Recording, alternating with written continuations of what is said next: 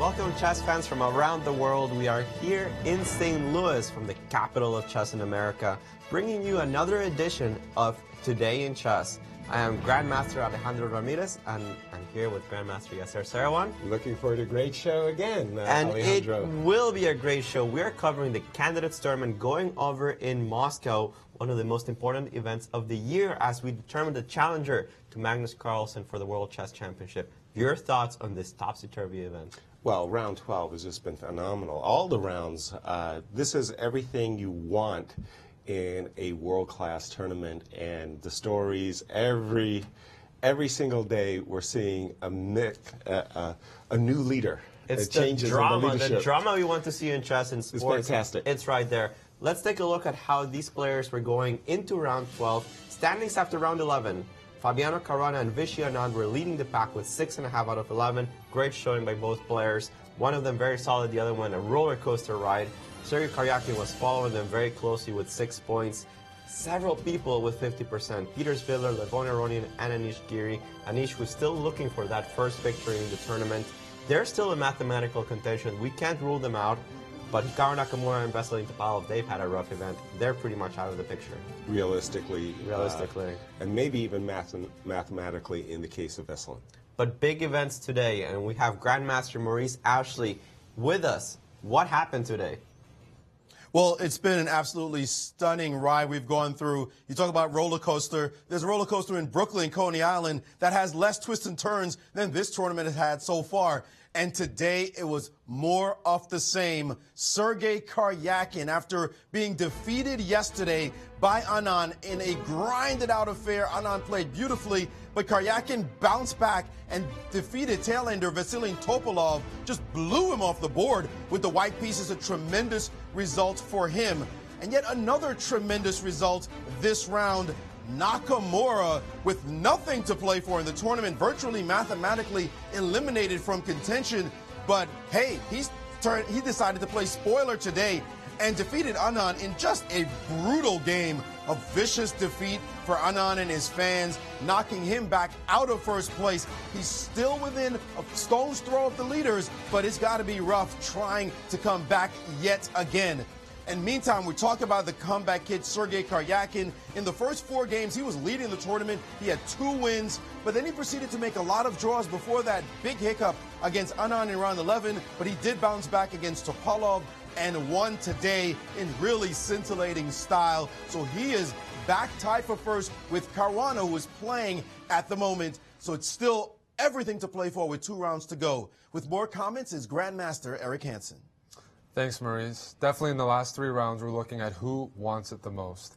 We talked about Karyakin needing to change the rhythm. Too many draws, and then he finally took that loss. He needed to change it up and really go hard for a win on Topalov.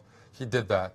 He did what was necessary. We got Anand, who had to stabilize. I mean, he's playing very good with white, but loss after loss with black is just going to catch up to him. He just won't get enough points in the end. So, to me, it's looking like a 2-horse race. Fabiano Caruana, Sergei Karyakin, both will be first-time challengers for Magnus. I can't wait to see what happens next. Back to you, Alejandro. It's going to be an exciting 2 rounds finishing here. We still have 2 games pending in Moscow from round 12. Lots of things can happen. Before that, let's take a look at what these guys are playing for and how they're playing for it. The tournament format over in Moscow, where in the Candidates Tournament, it's a double round-robin event. That means that they play each other twice, once with white and once with black. 100 minutes for the first 40 moves is the time control. Once they reach 40 moves, they get another 50 minutes. Once they reach 60 moves, they get another 15 minutes. And all throughout, they have a 30-second increment. Pretty long time control, plenty of time to focus. What are they playing for? The winner plays Magnus Carlsen for the World Championship. Now, there's plenty of cash prizes in this event, of course. Plenty of money to throw out your seconds for the months of preparation that you'll have for this event. But it's that first place with $107,000 and the qualification to what is rumored to be a $1 to $2 million match in New York in November that everybody's vying for, this winner-takes-all type of event. Absolutely. And again, I'm watching these leaders kind of leapfrog and change chairs, and it will be very interesting to see as we go into our championship rounds who, in the game of musical chairs, who gets the challenger's chair. No, it's been an amazing series of results, I think, in the past few rounds that we've seen. Leaders changing over and over again, getting knocked out, losing unexpected games. Today's games were, wow, crushing defeats. We'll take a look at them. Let's remind the viewers that they can join the conversation, and we will be happy to receive your calls, as you can ask us any question or comments. Feel free to call at 1-314-361-5465. We'll be here. You can ask the panel any chess-related question you wish to answer. And actually, somebody asked yesterday, why don't we see the Sicilian in the candidates? Well, we're about to find out. Well, I think Topalov just answered that question for you. Exactly. Maurice, more insights on this tournament. Well, we're talking about the lead jump going back and forth. At first it was Karyakin, then Anand joined him. Anand dropped back. Aronian joined him. Anand returned. Then it was Fabiano, and then Karyakin dropped, and Anand's up. Yeah. I mean, it's wild trying to follow this tournament and just remember who was the favorite. Is anybody the favorite the way it's going right now? But Anand is one I'd like to look at. He has 7 decisive games. No one else has more than 4 in the tournament. Anand with 4 wins, but as you mentioned, his play with black has been so suspect, and he has to play black again tomorrow. What's going on with this guy? He's such a strong player, and he plays these beautiful games when he wins. You just love his artistry. Even Garry Kasparov said it's just a wonder to behold. But then he loses some games. He looks like an 1800 when he loses. I'm not sure how to explain it, Maurice. I mean, the consistency is not there. His games with white have been better than anyone else's games, in my opinion. But those disasters with black, he's just not finding his rhythm this tournament. And I'm not even sure he's like. I think he might just know that, and he's going. He's just going with the flow. I don't think he's able to stabilize at this point. It's just now he's going to have to just go for it. But he just could not get into safe positions with black. And today, I just thought he would play very solidly, not play any wild chess. Such a tremendous player, an artist. Every single game you look, artist in the finest way. You look at his games and you want to study them move by move when he plays well. These kind of beautiful moves that just fit like a link in a chain. And even if he's off with maybe not the most precise move in a given position, he still keeps that margin of error to get that victory and shows what a professional is all about. But then when he loses, it's like, come on. Well, it can't be like this all the time. But on the other hand, Karyakin, we were saying the guy's playing solidly, trying to back into the championship. Give him credit. Today, he just went for it all, played a sharp opening, and blew Topalov off the board. Yeah, all credit to Karyakin for really wanting it. He needed a win here.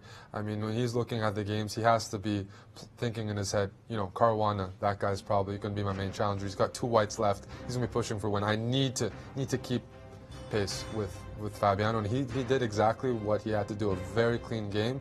And back to Anand, it's just so when players are looking at Anand in this tournament or preparing for him, guys like Hikaru today, they're like, all I want to do is just get Anand uncomfortable, just get a position where he has to rely on himself and not preparation, and he's just going to go wrong on his own, and that seems to be the blueprint right now. Not with the white pieces, though. With the white pieces, you don't even want to see him with the white pieces. Like the serve in tennis, his serve is like 150 miles an hour. And you look at this result, so far in the tournament, he won his very first game, then he lost to Karyakin, then beat Spidler, and then beat Aronian, then lost to Fabi, then beat Karyakin, now lost today. Just amazing watching the number of decisive results. At least he's playing for it, though. That we can say. He is trying to win this tournament as he did the last time. And the theme so far, when you look at it, usually you can start to tell 12 rounds in that this player is the one to watch. This player looks like he has the best chances. Right now, I think it's completely up in the air. There is no story here that tells us who the champion is going to be with the next 2 rounds to go. For sure. Like, when we look back at London, everyone was shaky. Magnus Carlsen at the time, though, was considered kind of the #1 player in the world, or he was holding that ranking. Here, we have a bunch of players bunched up with similar rating, and everybody is playing. There's nobody considered like superior to another player like that. And you got Fabiano Caruana. Is he the only player who hasn't lost? Other than Geary. And Geary has not lost. And both guys, even though they haven't lost, just very shaky. Absolutely. So there's nothing that says, no idea here's a clear challenger. When Anand won his candidates to get to Magnus Carlsen again, that was clear. Yep. I was like, stamp, hello, I won it, I deserve it. Here, who knows? We've got a lot to play for still with 2 rounds to go in one of the most exciting candidates tournaments in years. Back to you guys. Absolutely. And we're being told that we have a phone call with us, so perhaps we can get that online. Hello? Yes, hello. Hello, who is calling us? And thank you for joining us. Yes, my name is Daniel, and I'm coming from Miami, Florida. From Miami. Well, welcome to the show. Yes, I just want to say you guys are doing a great job. I love watching the show. My question is, do you think at the end of the tournament there will be an outright winner, or do you think there's going to have to be some type of playoff because of the tie? Well, thank you. Thank you. I'm going to say it this way. I wish there was a playoff. Exactly. I'm very badly wishing there was a playoff. It's not just my bias now that Karyakin has a really good tiebreak based on his amount of wins. As we can see the playoffs on the screen, if 2 players are tied, we have the head-to-head match. So that means, for example, How they matched up with each other, what were their individual results exactly. between the 2 leaders. So, for example, 2 Fabiano, winners. just to say an example, Fabiano and Anand, they tie at the lead. Well, we go to Fabiano as he did win 1.5 to half in their mini match. Exactly. After that, if there is no result from the head-to-head, the player with the most number of wins in the tournament. So another hypothetical, let's say that Fabiano Caruana and Sergei Karyakin are tied in points. In that case, well, they tied 1-1 in their, well, they have 1 tie so far. If they tie again at the end, that would mean that Karyakin right now has more wins, so he would take the lead. In the case that is tied, the Sonnenborn Burger system, which is A very complicated mathematical formula, will Yes. be used. If still tied, we will need an actual playoff. That's going to be interesting. Really, if all of those 3 things Yes. were tied, then they would actually go into a playoff. Then they go into a playoff. My preference is that they would just go into a playoff right away. If 2 players were tied for first, or even if 3 players were tied for first, And there would be a playoff. Speaking of that, we do have a Twitter poll that you can join us, hashtag Today in Chess. What do you think should be the first and foremost way of determining a tie break in this tournament? Should it be the playoff? Should it be head-to-head? Should it be Sonnenberg Burger? Should it be most amount of wins? Well, it'll be interesting. Yesterday we had who was the luckiest player. We'll be getting who's the luckiest player so far in the candidates tournament. 36% say Fabiano Caruana. Now I'm not surprised. What I am surprised is that it's not like 80%, because I think Fabiano has been plenty lucky in this event. Right. Sergei Karyakin, some people have felt he's lucky. He What do did you save think? a couple of games that looked like he was But he busted. deserved Looked that those. way. It did look that way. Vichy Anand with 21%. I don't know if I agree with that. They I just think don't want Vichy to be. they see a poll, they say Vichy will vote for him. Levon Aronian with 13%. Well, Levon I don't think has been lucky at all in the last couple of rounds. No, he hasn't. But our viewers are paying attention because nobody Definitely. chose Peter Spidler for this one. I mean, he's been a very unlucky. I got to get to this game between Vichy and Hikaru because, again, as our commentators were saying, I mean, Vichy, it's obvious. Vichy's playing poorly with the black pieces. Yes. He's been sublime with white, bad with black. He gets this critical position right out of the opening, and instead of playing a very solid reflex move like bishop e6, just developing the pieces and continuing the game like nothing's happening, instead he essays an incredibly sharp move that, you know, you just feel that if this move works, you win. But you know, it just feels like there's going to boomerang against you. And after a very forced sequence of moves, all of these moves. Well, sorry to stop you right Sorry, there, but it's please actually do. not forced. It is not after bishop b2? No, before bishop b6. Yes, This that the was key actually point. the key moment. This It's was true. the key moment. If you're going to play g5, you should probably follow up now with g takes h4. Is that right? It's an incredibly complicated position. Nakamura actually said that he was banking on Anand making human-looking moves.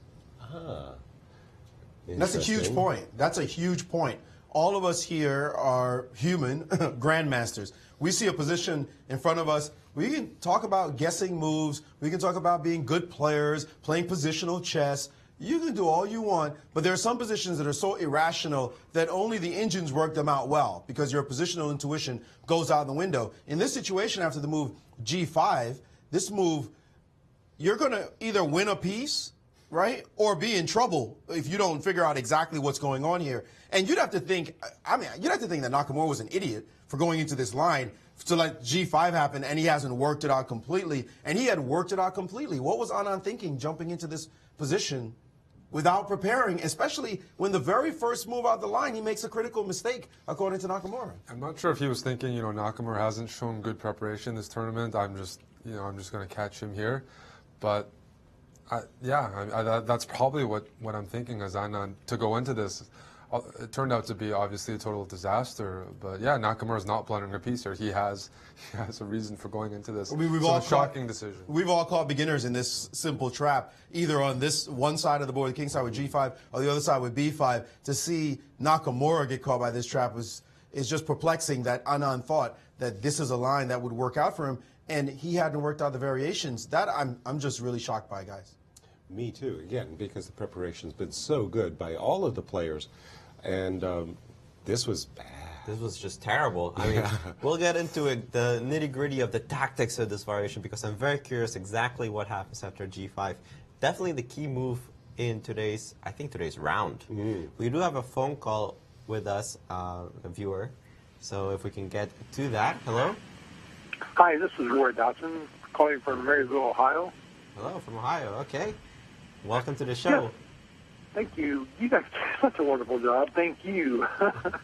My question is, I was wondering with the prize fund that all these players get. I know that there's got to be some sponsors, but is that true of all that money? I mean, does somebody else put money up? Do the players also, do they have to pay to enter the tournament? Or how does that all work? If you could explain it, that'd be kind of cool. All right, so it's kind of like the backdrop of what actually happens behind the scenes. Is there do you have to pay an entry fee? No. The organizers pay all expenses, travel, hotel, as well as prize fund. But many of the players are sponsored. Yes. That is to say, players like Anish Giri have the great support of the Dutch Chess Federation, for example, and individual and private sponsors. Veselin Topalov, Vishy Anand have corporate sponsors. Well, also the Americas, I believe that Hikaru Nakamura is sponsored by Red Bull. Absolutely. Fabiano Caruana is sponsored by Liberty Science Center, I believe, from New Jersey. Okay, very nice. So there are other sponsors, but for those players who don't have sponsorship, I'm not sure about Peter Svidler, for example. As meaningful as the prize fund is, it's very handsome. It probably doesn't pay for all of the expenses that the players are having. The players have training camps. And yeah, so you've been in the candidates tournament. So explain to the viewers, what is your biggest expense?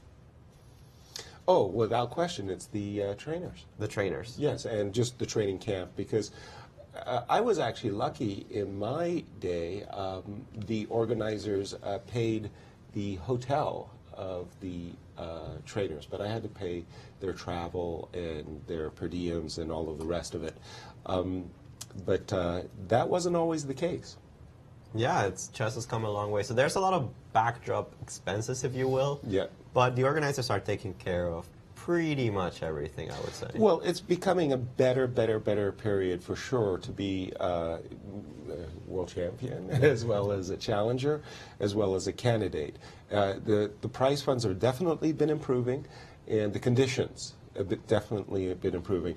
And I think a lot of that has to do with, frankly, the internet. Yeah. The internet is just raising the consciousness and awareness of chess fans around the world that really a big event is happening over there. Let's go find out what it's all about. And to add to, also to answer the question of the viewer, the part of the question, how did the players get here? Why are these the players who are playing in the tournament? They had to qualify. They had to qualify either by rating, some of the players. Also, the two winners from the World Cup, Svidler and Karyakin, played in the World Cup event last year in 2015, and they were first and second in that event. And Aronian was seeded into the event by the organizers. So really it's pretty much the cream of chess playing in this tournament. Yeah, I mean, there's nobody missing. There's arguable, entries, but this is pretty much the top 10. There's a good group. Well, yeah. eight players anyway. Players, yeah. But it's a great group to choose from. I don't think anybody would be concerned if any one of these players, maybe some people would say not in the top 10. Svidler is not in the top 10, but certainly deserving from his World Cup victory, World Cup performance.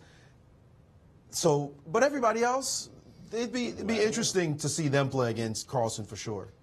Yeah, these are the best of the best. I mean, there's no doubt about it. You could argue, okay, maybe Vladimir, Kramnik can be in the tournament, maybe MVL can be in the tournament, Loren maybe deserves a shot. But hey, it's eight people. You've got to choose 8. It's 8 people, you got to choose. I mean, somebody's going to be left out. Pretty good choices here, what we've got. Excellent choices. And we've seen the tournament where, yes, Veselin Topalov, okay, he's not doing great, but okay, before the tournament, you can't tell me you're not going to invite Topalov. Come on. And what he did in And besides Norway, him, like, hello. everybody's done quite a performance. I mean, even Spiller just upset Leon Aronian just the last round. This has been a fantastic tournament for everybody. Exactly. Well, and one of the things that made this event prior to the event so hard is because I felt the field was so remarkably balanced. Yes. I really didn't see a standout, clear-cut favorite going into the event at all. In fact, my top 4 aren't doing that great. All right, we've got an interesting phone call. Yes, phone calls seem to be flooding in. We'll definitely get to the games at some point. Please, but we have roll. we have a phone call from Kenya. Hello. Hello. Hey guys, my name is Peter Njoroge, and I'm calling for GM Maurice Ashley. I saw a video of you the other day playing these Hustler, New York, I think. Who didn't? And I'm wondering, can you do a few more of those? I have subscribed to the channel just to see a few of those, but I've never seen a video like that. It was so exciting to see a grandmaster take care of hustlers like those. Any chance you could do a few more undercover? Well, how am I going to do any better than that one video? That was a good one. Fantastic, and it ended up. It was part of the Tim Ferriss experiment. They had me come out to help him, Tim Ferriss, to play chess against the Hustlers. He didn't do so well against them, so they asked me if I would play one of them, and the guy didn't know who I was, so it was pretty cool. The trash talking that went back and forth, the banter in the New York scene, absolutely was a lot of fun. Whether or not I go out and play Hustlers some more, it's a lose-lose case for me. Usually they know who I am, so maybe I'll come out with some more videos. We'll see as time passes, but thank you very much for the kind words. Thank you, Peter. Okay, well, thank you as well. Enjoy your day, guys, and thank you for the analysis. I'm watching live on YouTube right now. Thank you so much for watching, definitely. Yeah, it's always fun to go a little bit incognito once in a while and play a blitz. I've got my stories. Oh, you do? In the 70s. Yeah, we need to do that as a discussion, maybe. You know. Yeah, fireside. Yeah, in the 70s, I had a surfer's hairstyle. I went to New York, and they said, "Where are you from?" I said, "Seattle." I said, "Seattle? Where's Seattle?" It's close to Alaska. Alaska, and they said to me, "Are you ready for this? Alaska gets night odds." That was fun. That was really fun. Come on, guys. Okay. Let's get to this game, though. Let's take a look at it. G5. G5, and then what happened? Well, you were saying, Yaz, I mean, B4, I know, Alejandro, that Nakamura said that this was the critical moment right here already on move.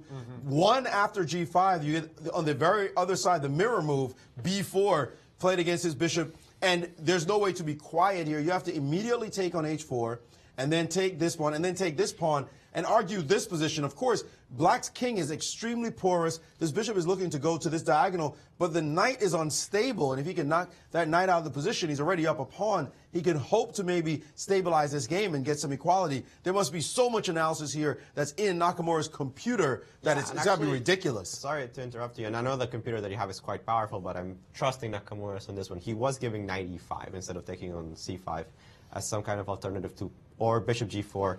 I forgot which move exactly. He didn't. Knight e5 first, yes. Yeah, and I think he didn't want to give up the initiative. He wanted to make these computer aggressive moves, not care about material. He said it was all about these light squares on the king side. Because if you think about it, in this position, and you can still use some intuition, it's very dangerous in the long run. Your pawns are not great. Your king's very weak. If you don't have that initiative to justify your weaknesses, suddenly you're going to be in a really bad spot. Exactly. A very good point, by the way. I mean, all of those light squares, F3 most especially, there's H3, but there's ideas of bishop G4 and knight F3. So for Hikaru, who's having a poor event, okay, he's ready to take risks and gamble, but the question is, why is Vichy gambling? No, that he had no business doing this. This is too risky. And, he had to come to this game with a huge amount of preparation. Yes. And the sad part for Vichy fans is actually this was Hikaru's preparation that Vichy fell right into. And that's the crazy thing about the modern age, right? Back in the day, you could come up with a novelty. You don't know about this. You're too young for this, man. You were wet behind the ears when we were playing great chess. You could come with a novelty, and that novelty would last a week, a month, 2 months, 3 months. Guys would still be falling for it. Nowadays, it's one game, and that's it. Everybody knows. And not only do they know, you might say, well, you have to figure it out yourself. They're like, no, I got a trusty engine that's going to tell me exactly what to do against you, and I'm going to work this out completely in depth. And so it's the modern age when you have to look at the engine analysis. You might not trust the engine analysis. If you don't, you better be Anand, the top players, Carlsen, Fabiano. Those are the guys who can judge, okay, is the engine quite right in this moment? But most of the time they're going to say, all right, let's just dig deep with these engines and see where they take us, because that's the age we live in now. And if you're going to make a move like G5, you have to have it all worked out. You just have no business playing a move like that without having it completely worked out. Yeah, it's completely just a computer type of position. The tactics there, you can just find that right away. But otherwise, none of us have a lot of practice playing with a pawn on G5 or king on G. All these weaknesses, there's just not a lot to draw from other than what the computer says. It's not even logical. We're not going to point out what this is what's happening. It's it's easy to be cliched, and we can be commentators and be cliched all we want to. We could do it all day. I could spin these against my students. I can say about developing your pieces, save king. G5 shows up on the board. I'll go, no, you don't want to do that. It's okay. The chances are going to be good that you're going to get attacked. Your king's going to be weak. Yeah, thanks a lot for the cliched moves, but I just played the move, and my computer says I'm winning. It's like that's really the case now. And Anand instead, though, played G5 without knowing that, and then he ended up in deep trouble right away from the first move. Yeah, I want to say it looks like today, I think good preparation from Hikaru. I mean, just good practical preparation. Like finally he got something going. But I mean, open positions. Okay, he might have known this off the top of my head, off the top of his head, like this was preparation. But these were the type of positions that we talked about that Hikaru was going to do well. And like, let's say Vichy doesn't play with the computer. Suggests. So the game kind of goes away from preparation, but you know that it's supposed to be good for you or whatever. You can count, if you're Hikaru, you can count on yourself to be able to find those moves that follow up, even if it's not from preparation, because he's used to, I mean, he's very comfortable in trying to solve positions like this. Open positions definitely favor him, and this was the kind of position. Once the game blasted open, the next couple of moves, I'll just make a few moves before handing it back to you, Yaz. Bishop to B2, knight D5, C D5, and then this move, knight to D4. I mean, this really woke me up. I was awake before, and I got to the computer, and I saw G5 up here on the board, and I was like, whoa, G5, he's not losing a piece, is he? This is wild. And then I went about my business just getting ready for the day. And then when I came back and saw the knight land on D4, it's like, wait a minute, what's going on here? But it took him a while to play this move. This was important because the choice here was knight to E5 as opposed to knight to D4. But apparently Nakamura had that worked out as well. When I saw knight D4, it was a shocker. But the key move D3, this one here by Naka, once you saw this, it was like, oh boy. That was a beautiful This is going to be shot. ugly. This is actually something Nakamura came up with over the board. He didn't actually know the move D3, and it's a beautiful move. He was trying to make it work. We can see it on the board. He was trying to decide between the move after knight D4. So Hikaru's main preparation was knight D5. That well, was I think his main preparation was G takes H4. Okay. Yes. And then he gets hit with the surprise move knight D4. And he was trying to make F3 work for some time. For some time, he decided this is not working. I'm going to play bishop takes D4 instead of F3. Bishop takes D4, pawn takes D4, pawn takes H4, queen H5. Right. Going to this variation, which we'll be showing on the board. So this was his first choice. His first choice. Which he eventually rejected. Yeah, he thought this was good for white, but it wasn't that clear. And he felt because of the computer evaluation that there had to be something stronger. So he was trying to make some kind of tactics work. Right. And this is very key because once you know the evaluation, you can more or less tell which variations work and which ones don't. Right. And in this case, he found out D3, fantastic move. This is a great move. Truly. What a great point you made right there, too. That if the guy's not playing the computer's first line, you just smell a rat. Or you're thinking, okay, I don't know this move. Knight D4 wasn't just by the engine. Maybe it's not the engine's first move. Maybe it's not the second move. Maybe it's not even the third move. I wonder why. There's a reason. why. There's a reason why. Look back. Why we never saw this move knight d4 in previous analysis, I'm going to have to go find it. And that's how they play these days, because they're so prepared. They're children of the computer generation.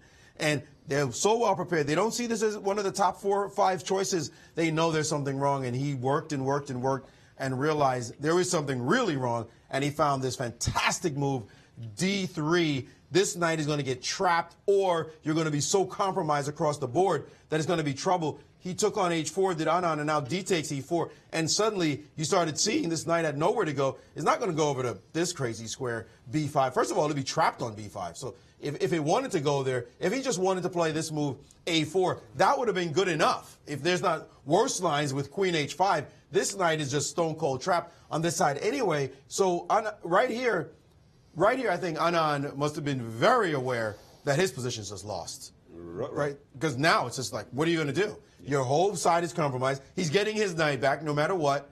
All the variations going to have to work in White's favor. Absolutely. Well, again, as you guys were pointing out, this from the opening with g5, general principles go out the board. It's all about concrete analysis, and it really is a beautiful star move, this move d3. And as a result, as you see, this knight stuck here on d4. First of all, White's not even down. As soon as White wins back his piece, it's all about Black's vacated king. I mean, look at that king. Yeah, where's my Look at the pawn shield? differences. Look at the differences between the two kings. Yeah, exactly. Well, Look the at difference differences. also between the center. I mean, how powerful the white center can become. I mean, the thing is, you can't just return the knight. You have to return it in a bad way. Well, in a way where you hope you can put up some resistance, and this was the best Vichy could find. And again, another really star move, to my mind, No, that was was fantastic, e5. yeah. Because if you start to look at White's 2 bishops, this move e5 just opens up this bishop on g2. Queen h5 is landing. Bishop e4 is in the position. Black's pieces, especially, of course, his queenside pieces, are still at home. And, nobody has to tell Vichy that this is a terrible position. So all applause to Hikaru, but essentially he's winning out of the opening. But I want to make another point. I'm going to ask Eric. Sure. Eric, you get this position with Black. We know it sucks. It's terrible. But you grab your strength. You say, I'm going to play the best I can. I'm going to make it hard for my opponent. Because we've all been in this situation. Oh, yeah, absolutely. We've all been in this situation. But Anand didn't do that. He fell apart. Right. No, we have seen worse positions in this tournament than this. I mean, this is bad. The king position is the main factor, but Black's not down any material. And if you're Anand and you're evaluating this position, I don't think you're considering it dead lost. I think you're really just upset at yourself for getting in the position in the first place. But this is not a dead lost position. There are still some resources here, and he has failed to, find the moves that test his opponents. It's all been straight downhill for the most part. He's got to do a better job of defending it. This is still, there's still chances here. Absolutely. And I'm being told we actually have a surprise for one of our panelists. That's Yasser Seirawan. Oh, no. Oh, no. Happy birthday, Happy birthday, yes. Oh, dear. Look how many candles. My goodness. No, they added too many for sure. No. Ladies and gentlemen, this is only 57 candles. 56. One to grow on. Oh, one to grow on. Charlie, come here. My gosh. Come here. I'm going to need a lot of help. Look at look at this. I mean, my gosh. Shall we start it? Yeah, come on over here, guys. We can't get over there. We're like stuck on this. We'll just sit. Happy birthday to you. Oh, dear. Happy birthday to you. Happy birthday, Grandmaster. Happy birthday to you. That was really That was terrible. awful, You see how guys. bad the I mean, Grandmasters are at singing. Now, if you had brought Stevie Wonder, I mean, I would have been delirious. But thank you all. Thank you all. Make your wish. What is a good wish? Is he going to really blow out all those candles? Now let me remind you that Fabiano's still playing.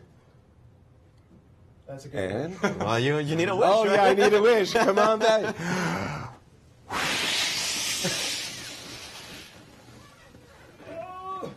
Almost. No, that's 57. That's the one to grow on. Okay. Yay! You guys don't be eating my cake now without me, right? Yes. We got smoke on. Wow, the progression through the years. Oh, jeez. You gotta love that sexy look in the second one, though. I mean, look at that guy. That's a man who knows he's got sex appeal. Right? He's ready. I don't know what he's ready for, but he's ready. Very confident in himself. You guys should see some photos where I'm wiping out on a surfboard. Those are really bad. And like just like waves is coming down and just chewing me up, like feet going one way, arms going another, board going south. It's pretty bad. Well, production, you have a new task. This will be found. Right. It's out there. Guys, back to the game. We should also point out that your birthday was actually yesterday. The 24th. I share with Vasily Smyslov. That's quite an honor. Yes, indeed. Absolutely. For him as I was well. very proud to share with Vasily, by the way. Okay, come on, back to guys. the game. Back to the game. This Vishy moment did not put up the best resistance. Yeah, and you would think, what's best resistance? Don't get mated, right? That's like get into Basic. an end game. Let's try to develop these pieces over here. Get into some kind of end game. You're worse. You might be down a pawn. You're probably a lose in 40 or 50. Don't get mated, right? And maybe you won't lose in 40 or 50. Maybe the guy might slip up. Sure, he has a big position. Sure, the injuries are saying he's +1, etc. Don't get mated. That's it. What did he do? He proceeded to play some of the wildest moves. First, this trade on G3, and then after this trade, here's where I saw Rook D6, Queen B3, and of course, sometime this queen will get along this long diagonal, but you'll be able to play F6 to shut down the mating attack. Remember I said, don't get mated. H5. No, I mean, I got to question these moves. I mean, when you don't want to get mated, when you have bad king position, you want to trade off pieces. You do want to go for the end game. You want to develop your pieces, trade them off, just eliminate attackers from white. And move like H5, it's a little slow. It's like looks like black is trying to attack all of a sudden. I really question the last few moves of Vishy. They really do. This was a shocker. This was a shocker to me. When I saw H5, I was like, what don't I get? Why would you want to play a move like this when H5? It just, now your king was porous. It was porous, now it's porous squared. I mean, what are you doing to your position? And then the next couple of moves, Rook A D1, Rook H6. I mean, you're not mating him. There's no rule in chess that says the other person's better developed. He has coordination of his pieces. He's about to get on this long diagonal with Queen C3 at some point, and you're going to get a mating attack. That's just not going to happen. And it's almost like he said, I'm going to lose this game. I'm going to accept that now and conserve my energy, and I'll just go for it. I'll just make a guess, go for it, and this game will be whatever. It's just another bad black. I'll come back tomorrow and play these two games. But why suffer with with black for 4 or 5 hours and lose anyway? Which just seems like a very odd strategy at this point when every half a point is precious. It's an odd strategy, and if people were resisting like Anand has been resisting, Anish Giri might be in first place. I mean, he's not making it hard. Like with this, I think a lot of guys would have a few Svidler, Giri. They would all of a sudden be a totally different tournament. This is really bad resistance, no matter what way you put it. No matter how, this is not Anand. This is not the Anand we know is one of the best players we've ever seen. I mean, let's not any point on that. Anand is one of the great champions. He didn't win 5 world titles for nothing, but his games with black have just been bizarre. They've been poor. He's lost 3 already. His games with white, he's a prince. I mean, he's just incredible. Yeah. So we'll see how he continues in this tournament, because this is not what we expected from him. Not at all. Not at so all. Just a bad day at the office. Let's Terrible leave it day. there. But and Yasser, move on to the next game. Well, we should finish the game. Let's finish the game. Oh, sorry. Because I want to see the Apologies. killing blow. Okay. Because actually, to Nakamura's credit, he played amazing. I mean, he got his advantage, he found D3, and then he finished him off with style. Yeah. So how did it end? All right, well, after Rook Rook to H6, he played a natural move, I think we would play. Rook D5, with tempo. Queen E7. And now this very nice move. That's the move I liked most, because when I saw the computer spew it out, I didn't quite get it, but the more I analyzed it, the more I was like, wow, this move is really nice. Which one are you saying? This Queen next C4. one? Queen C4, preparing to come over to this side of the board. Yes. So it's like Queen F4. The rook's going to now feel really bad on the H6 Yes. square, and this rook is prepared to go to the G5 square. And suddenly, with just 2 pieces, this mating attack is work. Well, of course, the bishop is slightly involved in this whole thing, but now he's going to shift, and this guy's not going to wake up, and this guy's not going to wake up. That's when you know you have a bad day at the office, when these 2 pieces never even wake up to come to the office in the first place. This move was really brutal. He did try to get bishop G4, but now queen to F4, swinging over to that side. So any kind of pin would have been met by this move. Rook G6. And now he just kept going. This move, rook e5, that was nice. I think it would be nice to note to some of our viewers, they might be tempted to put the queen on c3 instead of c4, which is why c4 is such a precise. Why not queen c3 and just put the queen and bishop on such a nice diagonal? I mean, sure, f6 can be played, but it's still a tempting move nonetheless. And it's a strong move. Don't get us wrong. You have to play the move f6. Look at this rook. I mean, that's definitely a strong move. This rook is out of play and wondering what it's going to do. But you might allow him to get some moves in. Just bring your bishop out and somehow get the rook in, maybe play c6. You know, that's sort of coming. You might give him a little bit of a chance. Definitely this is terrible for black. There's no way to put any other point here. But this move, queen c4, he's looking for the death blow. He's like, I'm not letting you suffer for any longer. I want it to be over quick. I see the diagonal. I see the strain here. And if the move c6, then the Indian's even giving other move like rook e5 as one move. If you play something like bishop to e6, here comes the queen over to this side, and just things are getting, where are you going to put the rook? Your pawn's hanging. If you back up like this, then obviously everybody's coming to much like in the game, everyone's coming into the party in this line, and there are other ways to play as well. Just the most precise ways is what Nakamura actually did. Here, queen c4, bishop g4, queen f4, rook g6, rook to e5. And again, note the absence of these pieces in the game. Queen d6 was played, and now bishop to e4, just smothering. Look at the diagonals, the squares. Something's dropping any second now. Where to put the rook and also defend. The key point here, just to show the finish, would have been rook to g5, and now this threat, this threat. How do you deal with all this? It's just marauding on this side of the board. Too many pieces hovering around that king, and Anand decided, I'm not playing this one anymore. No, it's too much. Just too much cascading down on his position. He's just so frustrated with something too. In his head, he must be We saw so in the press angry. conference afterwards, he just did not want to speak. He was despondent, maybe even just angry. Like, this is not Anand with the black pieces showing, first of all, he was world champ and even was a candidate. He's a really strong player, but he's somehow not putting it together with the black pieces. And that's what he's going to remember from this tournament. Imagine if Anand had drawn all his games with black. What would we be saying about this tournament? No, it'll be over. It'll be over. It's like Anand's victory lap. But you've got to play both colors, and you got to know how to play both colors and play them well. And Anand has not done so in this tournament with the black pieces. Well, let's take a look at the results so far. In round 12 in Moscow, we have 2 results pending. But big whitewash so far, as somebody who shall not be named was predicting. Hikaru Nakamura and Vishy Anand. That went to the American player. Scintillating win. Another attacking win, crushing defeat. Sergei Karyakin destroyed Vasilin Topalov. We'll be taking a look at that game momentarily. Amazing results so far. Pending results between the other 2 games. One of them very key, absolutely. Fabiano Caruana playing against Levon Aronian. That's for all the marbles. Yeah, and for Levon, unfortunately, he's put himself in a position where it's a do or die. It's a do or die at this point. If he doesn't win today, he will be mathematically pretty much eliminated. Realistically eliminated from the event. So, Will, we do have a phone call for us, so let's see if we can get that online. Hello?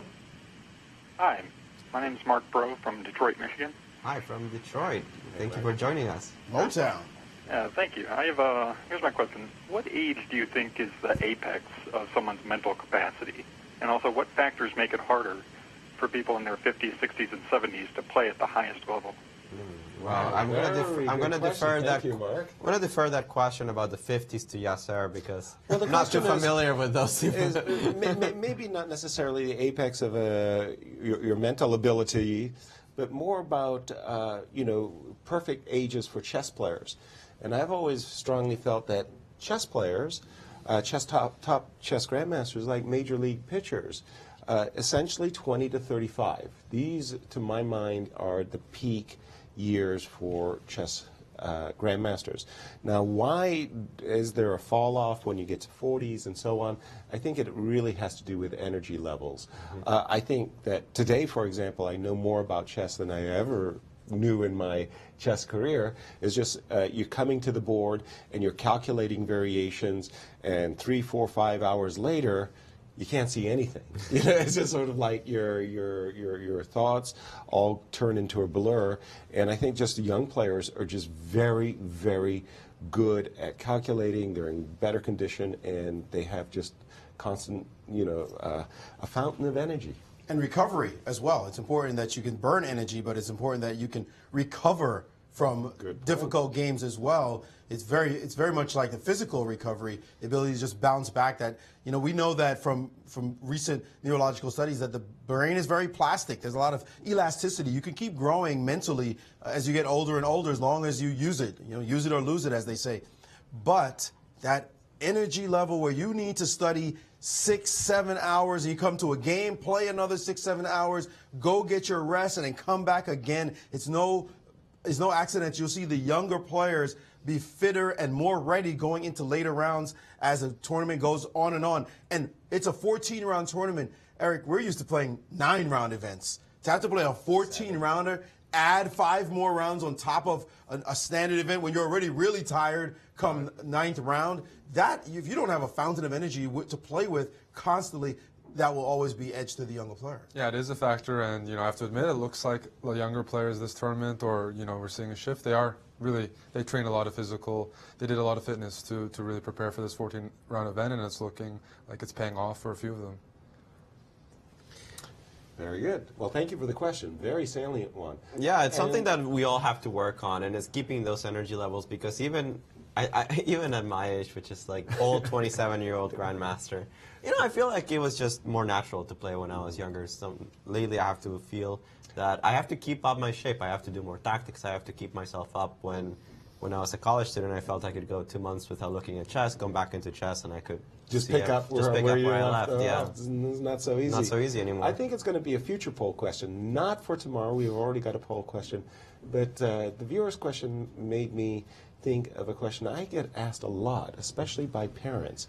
What's an ideal age to learn chess? Again, we'll make that a future poll question, but that's a good one. That is a good one, especially depending on what you want to learn from chess. But that's going to be something to look for in the future. The apex of chess playing, though, I think we all think it's between 25 and 30. You have enough knowledge to really know what you're doing at this point. You have enough experience to have gone through those sour defeats and those big victories, to not be too arrogant or too humble over the chessboard, but at the same time you still have those energy levels. I would think it's between those 5 years. Yeah, when I look at, for example, the result of Veselin Topolov's tournament, and obviously, let's be very clear, it's horrendous, and comparing it to his San Luis event in 2006, where literally he won the world championship in, a runaway, it wasn't even close.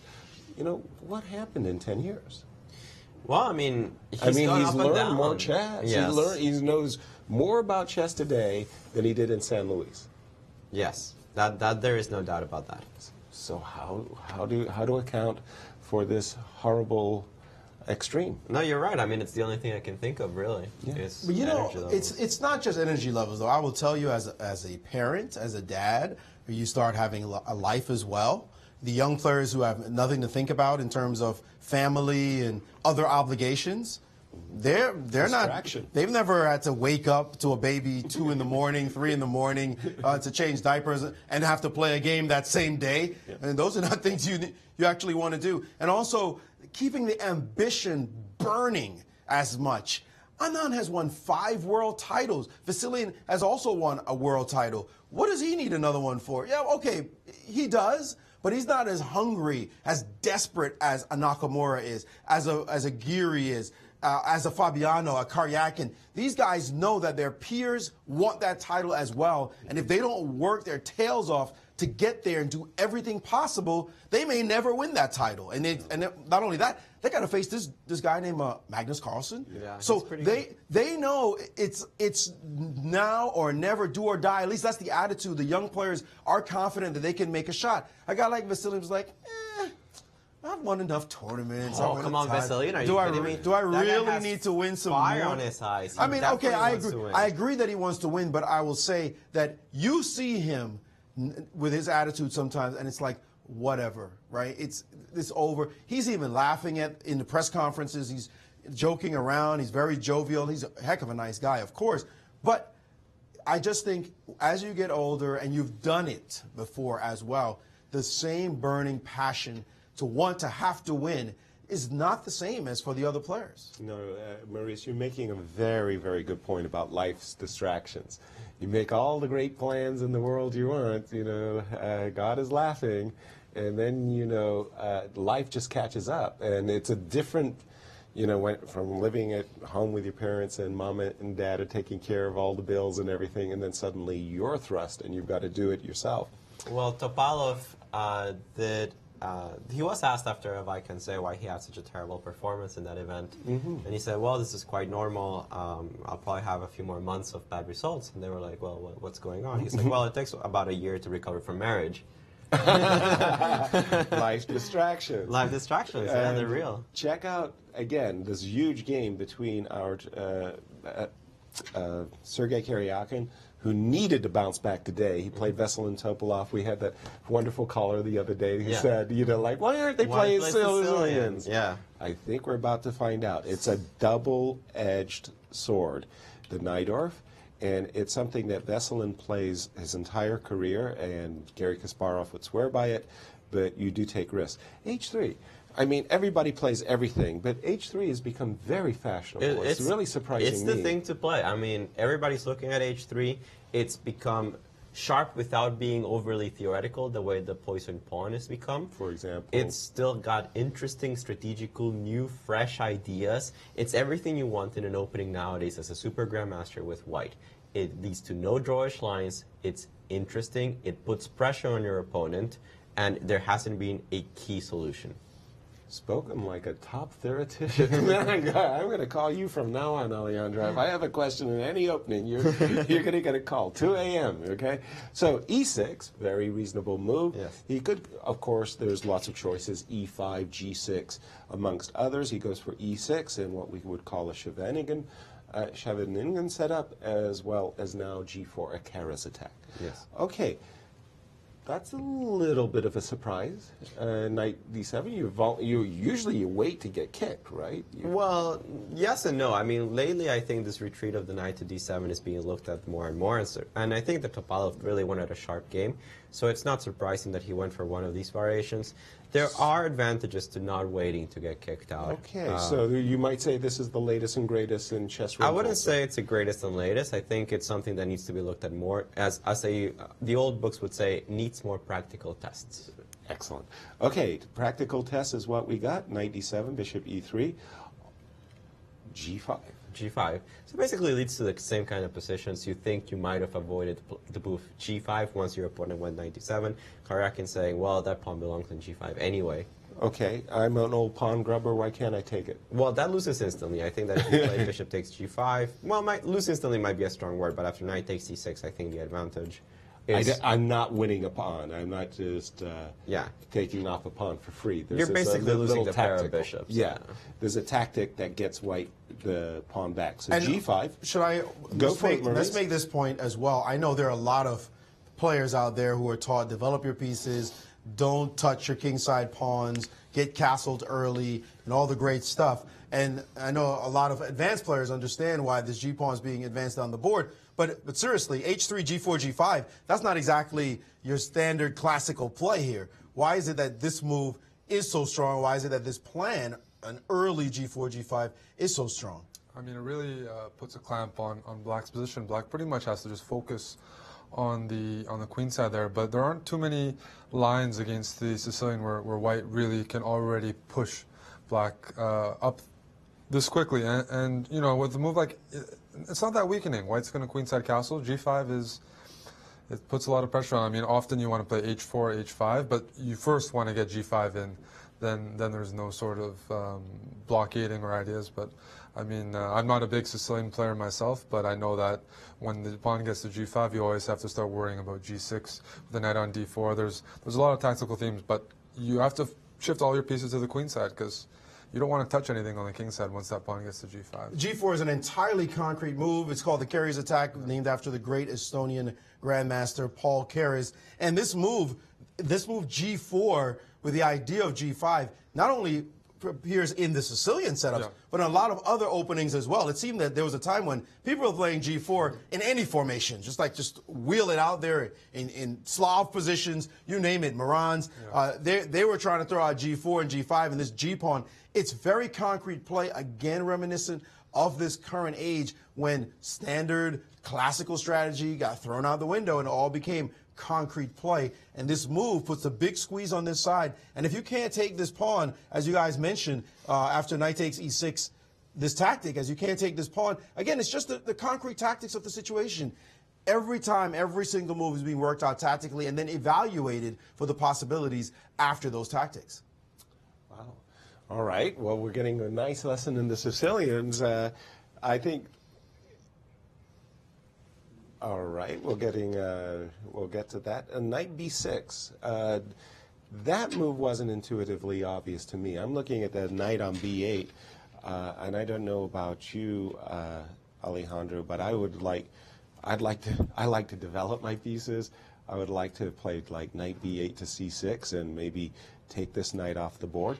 But I understand we're going to review our predictions. So far. So far. Yeah. So what did we do today? What did we do yesterday? I think today will not be a good day. I think we can skip the predictions. Oh my goodness! I think we can agree with everybody. Can agree, right? Oh my goodness! Eric Hansen and Yasser. There we go, buddy. Nice. Sucking up to the guy. Come on, it was his birthday. Nice. I called for a whitewash. Remember that, guys? Yeah, the whitewash. I've been picking Knack every day. It finally paid off. Next up, Sergei Karyakin and Vesling for Paolo. Oh my gosh! Look at Gary got one right. He's in good company. That's amazing. Even a blind squirrel can find a nut from time to time. Very good. Well, not to rub That's it in, two guys. nuts, yeah. Really not to rub it in. But was that 2-0? Oh, shut up. Can we get back to the game, please? Okay. So knight b6. More standard to my eyes was knight c6. I think so. But here, this is already a very concrete position. And Yes. I got to say, these are the kind of positions that you must know. Mm-hmm. This is very similar to what happened in the game between Nakamura and Anand today. Mm-hmm. It's very sharp. It's very concrete. You cannot really rely on your positional intuition. Right. It's not general Move principles. Order matters. Everything matters. Right. And the fact that it was like 5 moves from now that Topalov was already kind of lost. So to me, really, you have to go back and where did it all go wrong? Where did it all go wrong? Okay, so h5. I mean, look. I mean, White's making his intentions really clear. I'm going to come after your king with this move h5. Vesselin, knight d7, g6. But in a sense, both guys are going for it, as we can see. I mean, Vesselin is saying, look, it's taken me a while, but I've got a very concrete threat. I'm going to play knight c4. Attacking your queen, forking your queen and bishop, and I've got counterplay, Sicilian-style counterplay along the c-file. Sergei said, I'm not worried. Castled, knight takes, queen e2, and this is the position where I really get thrown off. I don't get rook c8. Rook c8 was just, to my mind, Rook frankly, c8 goes awful. Against everything I know about the Sicilian. You don't have what? Everything you know about the Sicilian? You mean the rook on the half-open file pointed at the king? This is what I know about the Sicilian. The Sicilian is a opening where every single move you calculate. Mm-hmm. That's what it comes down to. It doesn't matter which move it is. It doesn't matter how natural it is to develop a piece. You calculate. And Rook c8 loses instantly. So for me, Rook c8 cannot be played because you have to calculate what White's alternatives are. And are you being threatened with something? The answer is yes. There is a very concrete threat on the board. You must address it. You cannot develop naturally in the Sicilian. It's not one of those openings. We were telling the viewer, this is not one of those openings where you can explain every move. Right. Sometimes you just got to calculate them. Right. In this case, Rook c8 was, I mean, this Rook c8 is something that I would play, yes, like in a bullet game. But anything longer time control than 1 minute chess, I would sit down and be like, is h6 a threat? It was a long time coming. It took me years, probably at least 3 years of playing chess a lot before I sat down with a book by Michael Tal. Mm-hmm.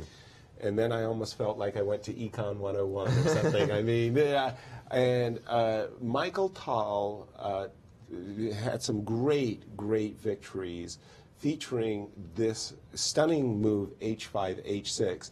And suddenly, once you see that move is going to blow open the king side, you can't keep the lines closed anymore.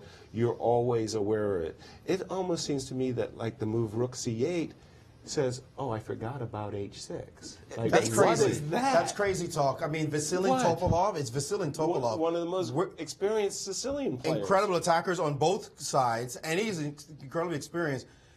I think, if I remember correctly, that he spent some time before he played Rook C8.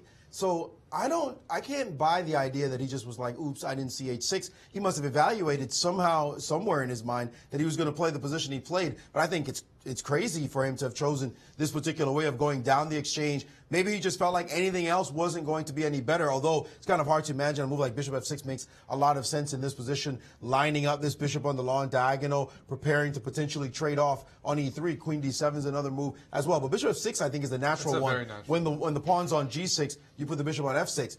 That seems like it would have been a nice solution to the position right now. This board only likes me, so you. Anyway, the thing is, it's easy to look at it afterwards. It's easy to look at it with a computer as well. Of course, we study it with the engines because they're just too useful to ignore. No question about it. But in the concrete situation, these guys are under enormous pressure having to figure things out. I do agree, though, H6 is coming. It's not like it's a maybe. H6 is coming. It's the way White's going to break into the position. White will not take on H7. Just important for the viewers to understand, after a move like Rook to C8, this is not what White plans to do, allowing Black to stand in front of this pawn, and now you'll never get in because this will always be answered by this move, and that's it for your attack with these two dumb pawns in the way. No, White is looking to play, more than anything else, H6, hello, and yeah, those victories by Tal, woo! Like, I think it was Tal Koblenz was one crazy game. There was this number of sacrifices that happened, pawn after pawn, piece after piece. I think it wasn't perfectly sound as some of Tal's combinations were. But yeah, you sit at the board and try to work those out. Just the chaos he would create. But he taught all of us G6, H6. That's how you bust up that side if the other person's not defending well. Right. Absolutely. And I just wanted to say, because I know we're rushing and we're getting in time trouble, for those of you, you really must look at a game between Michael Adams as White against Garry Kasparov as Black in a Linares tournament where exactly in a position like this, Mickey got in G6, Garry put his bishop on F6, and that bishop on F6 was like a phenomenal piece in the position, both for defensive purposes of covering the G7 pawn, but also for offensive purposes lined up on the B2 square. I think Veselin in his sleep would have played a move like Bishop F6. And I think Rook C8, after the move Rook C8, well, at this point, now suddenly Sergei's attack just simply played itself. He was just winning. Well, we'll take a look at the exact tactics coming in from that. But before we get to that, we have a phone call with us. Hello, who is our guest today? Hey, guys. My name is Daniel. I'm calling from New York. Hey, Daniel. Hello, Daniel. Hey, really appreciate the show, man. Been hoping to see something like this since I was in college. Well, thank you. Thank you, Daniel. So a couple of things have been on my mind while I've been keeping up with the tournament. Vachier-Lagrave, like his performance, he's been so, hot and cold, and I guess he's probably really pushing to win this tournament, obviously, and I guess maybe he's getting into more highly imbalanced positions or something. Can't really. I'm just wondering, why. But also, more importantly, I'm wondering about his place in chess history. How badly does he need to face Magnus Carlsen and beat him? I'm thinking about the fact that he was not able to beat Garry Kasparov, and in between, he seemed to probably be the best player until Magnus arrived. But this is really the first time he had someone of that caliber, I feel like, where maybe he feels like he needs to beat this person. Well, thank you for your question, Daniel. Let's take it from the top. The question is, Vachier-Lagrave, he's already a legend. Oh, by far. How badly does he need to play Magnus Carlsen again to secure himself, and where would you place Vichy in the pantheon? In my opinion, yeah, one of the greats. Absolutely. I mean, he's up there. He was world champion, undisputed. Yeah. He won against the best of his generation. Right. Yeah, I mean, you got to admit, Kasparov's a little bit ahead of his generation. Anonymous a little younger. Right. And Carlsen is way younger. Right. I mean, there was a period of time where Anand was pretty dominant in the World Championship matches. I don't think he has anything to prove as far as being one of the greats. No. I think that if he somehow managed to beat Magnus Carlsen, Then then we're talking about the greatest of the greats. Yeah, that would be really remarkable. In my book, Chess Duels, I actually placed Vichy on the 4th of the greatest chess players ever. I had Gary, Anatoly, Fischer, and Anand in that order. Now, this is before Magnus, blossomed to the You had him ahead of Alekhine. extraordinary. You had him ahead of Alekhine. Ahead of Alekhine and Alasker, Botvinnik, Tal. Wow. That's big praise. But I mean, I can see why he deserves it. He's He does. a great He's an amazing champion. player, great champ. We watch him for years and years and just admire some of his games. Yeah. No, It's like scintillating. it's ridiculous. Like people play chess like that. Somebody could play chess like that. Some of the games he played that were just stuff you just want to throw money. Yeah. Like, Right. how much money do I have in my pocket? Right. I got to give this guy Go for that and last play. game that he just played. Just a fantastic talent. One of the great ones we've seen in the history of the game. And for me, like, he brought speed to chess. I saw some old videos of him. I heard stories of him. Like, when I was getting into chess, it was blitz and bullet first. But Anand was a top player who could just play the whole game in like 10 minutes. I mean, that was amazing to watch. Beating grandmasters. That was just 10, amazing 15 to minutes. watch. Yeah. And did. No, But to what's say? going on this tournament? It's the weirdest thing. He's in some kind of spin cycle. He doesn't understand it himself. He didn't want to get on this roller coaster ride. He can't figure a way off. I remember I played in a tournament in Nixich. It was one of those events at the time. It's like all the world's best players, Tal, Petrosian, Kasparov, just everybody in the tournament. And it was like, I win with white, lose with black. Yep. I win with white, I lose with black. And this just happened like in perpetuity for like 8 rounds. It was horrifying. And it was almost like it was 2 different players at the board. When I was black, it was like I was just a fish out of water, any mistake, I could find it, And with white, I was just playing sublime. To this day, I have no explanation as to why or how, or I never thought it would be possible. Sometimes it happens. By the way, Yaz, I decided to look up that game that you mentioned between Yes, please. Adams and Kasparov for the edification of the viewers and for the panel as well. This position was that game between Michael Adams and Gary Kasparov in 2005 in Linares.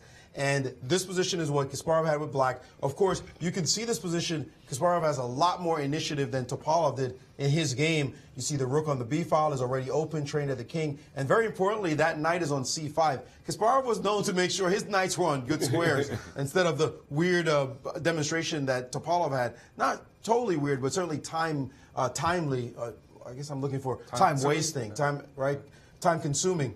In this position, this was the exact point you made. After the move g6, Kasparov played bishop to f6, not worrying about the move h6 in this position because h6 can now be met by takes. The e6 pawn is well covered. As you see here, the bishop is ready. The queen is ready to come into the position. So bishop f6 leaves an impression. You see how Kasparov defends in these types of situations. And, of course, he's one of the greatest Sicilian players ever, if not the greatest Sicilian players ever. He will be with us on the show to talk about his 2 correct predictions. Did he get 2 right today? And more. But certainly Gary Kasparov was one who educated all of us in how to play the Sicilian. Absolutely, and we'll be happy to have him back on the show. We're going to take our long break, but we're not going to leave you alone. We have a good segment of Beyond the Board as we talk about the state of chess and what we would like to see improved in it. Stay tuned, and we will be back in about 10 minutes.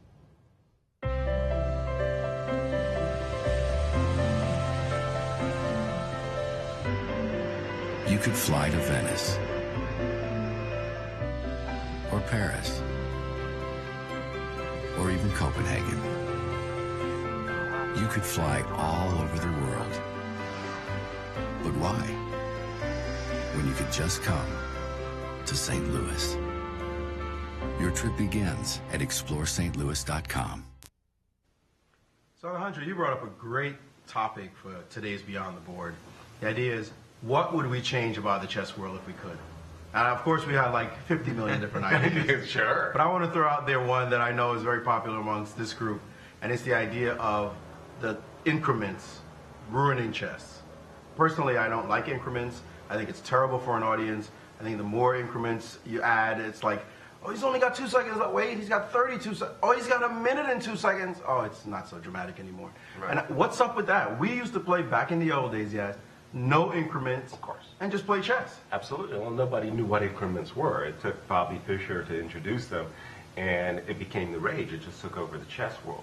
And I think it lost, the chess world was a loser for that because it lost a great deal of drama. Anybody who had ever gone to a tournament watched Walter Brown get into his manic Walter time was amazing. Yeah. He was just a volcano Late in the Walter chess Brown. world. He was just Incredible. moving. Remember this one tournament where Walter was winning, and he's about to promote a pawn. You know, he's got his queen by the side, and Bernie Zuckerman took the queen and hurled it across the chessboard. Like Walter was like, queen, queen. But no, seriously, bonuses take away the drama. And for the general public who's used to basketball and football where the clock's Countdown. winding down, the idea of suddenly, dang, you got a minute extra?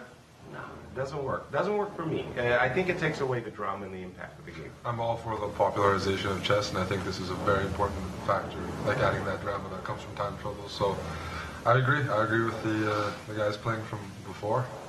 Yeah, I think the spirit of what increment was supposed to represent was lost at some point. I think at some point you were just not supposed to, play on completely lost positions. King and rook versus king. Nobody wants to see that. It looks Right. ridiculous. Right. But 30 seconds is way too much. I mean, you make 5 quick moves, you're suddenly not really in time trouble. It's very confusing for the audience. I'm all for like a small increment, if any at all. I'm okay with killing it, honestly. Now, I have my own radical ideas about chess, of course, and I'm more on the other spectrum of, fast time controls and all that. But lately, the more I think about it, the more I like Kasim Jano's proposal. No draws. Draws hurt I'm with chess. you. I'm with Draw you. offers. No draws. Not no draw. Oh, that's the other aspect. Yes. Yeah, no. See, this is where it comes. Like, you're like, oh, yeah, no draw offers. So if you're, no. Straight up, no draws. So If a draw happens, Continue. with the same amount of time that you have on the clock, you switch sides, you switch colors, you start the game from move 1 I see. until we determine a winner. And it's with the time left on the clock, so it's I not understand. extra time in the game. Yeah, I there is love no this extra idea. time. There is no extra time added to the game. What's crazy to me is that this is not at least tried more often. Well, sure. I actually We need some practice. I've actually sponsored a chess tournament in New York at the Marshall Chess Club, You had mentioned. where they did this already twice. Some players liked it. Some players thought, wow, it's different, it's new, it's a little bit too radical.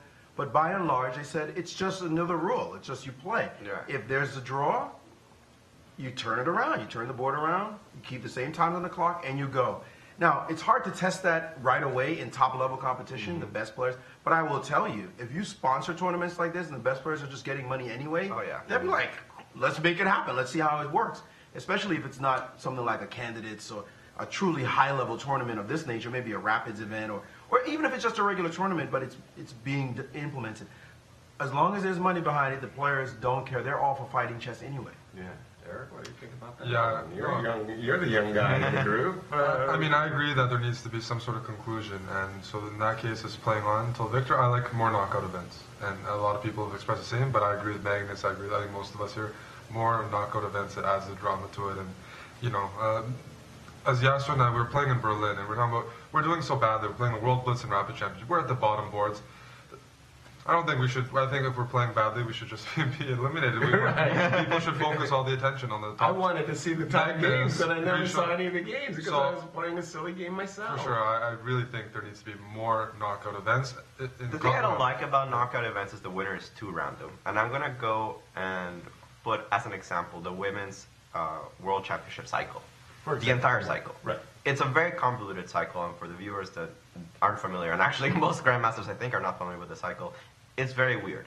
Basically, there's a Grand Prix series. The winner of the Grand Prix series gets the right to challenge the winner of the World Championship, or the current defending champion, which is determined by a knockout event. Now, this knockout event invites 64 players from all over the world, and as we both know, and we all know, in this kind of events, the winner is completely random.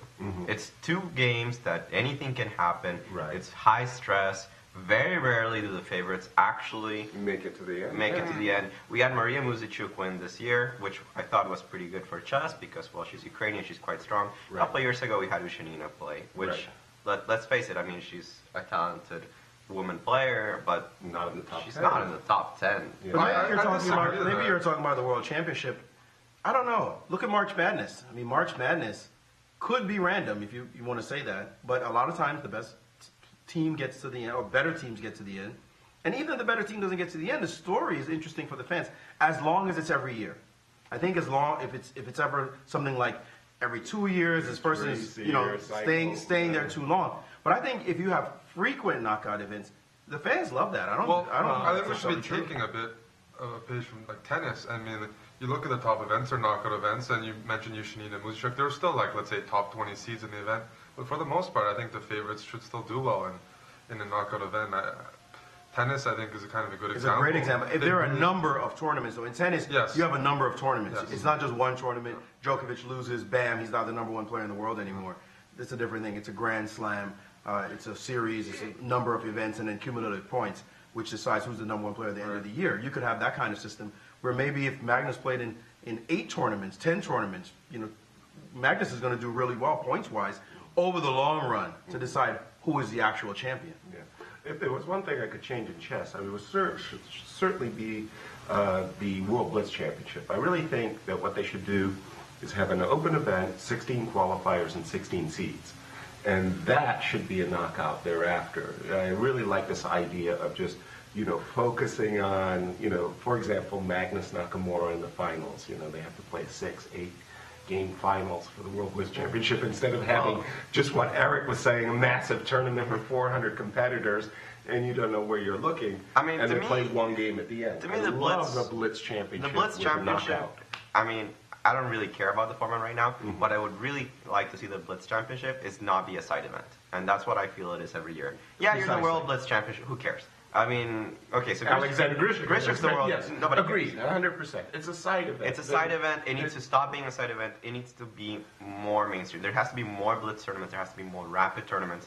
There needs to be a circuit of actually having fast time controls be part of the tournament cycles. You see very commonly tournaments in Europe that are rapid or blitz. They still feel like side events. They're not main tournaments. Right. You don't see Tata Steel be a rapid. You don't see. They have to reel the time in. That's my opinion. Absolutely, and the big money has to go behind that, and the fans will love it. The sponsors will look at it and say, there's some entertainment going on here, because as we know, television loves movement. And with the way chess is now, they had to love us. We're the ones doing all the talking. Life keep it interesting. Life itself is movement, right? Yeah. So we'll see what kind of changes will be implemented in coming years. Quick question for the panel. Fast. Yes or no? Quick. Draw offers, yes or no? No. Yes. Nah. No. And nobody likes you. We're good. Let's get some money behind that, though, and see if it happens. Be surprised. Be intrigued. Be delighted. The World Chess Hall of Fame in St. Louis is nothing you'd expect and everything you love. 3 galleries highlight the history, culture, and creativity behind the game. Explore chess in ways you never imagined. It's a one-of-a-kind cultural institution where rare artifacts and world-class art play together. The World Chess Hall of Fame. Mind, art, experience.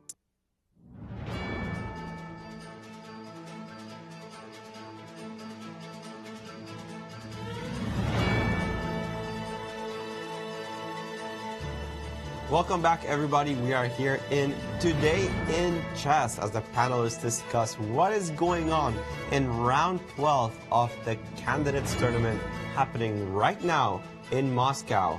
Definitely one of the top events of the year. We've already been seeing it. It's a roller coaster ride. And it has been almost from the get-go. And this round has been no exception, Alejandro. But I just got to get in one quick quip. and seeing that commercial about the World Chess Hall of Fame and all those beautiful exhibits, it's really amazing. You owe it to yourself if you're a chess fan, and even if you're not a chess fan, it's a really nice museum. When there was a trombone orchestra from St. Louis playing the other night, it felt like a cappella with 4 trombones. It was really a beautiful evening. Absolutely. Not only do they have chess, they have a lot of culture that they bring into the Central West End. I think it's been a magnificent establishment here for the entire center of St. Louis. And we're being told that we have breaking news from Moscow.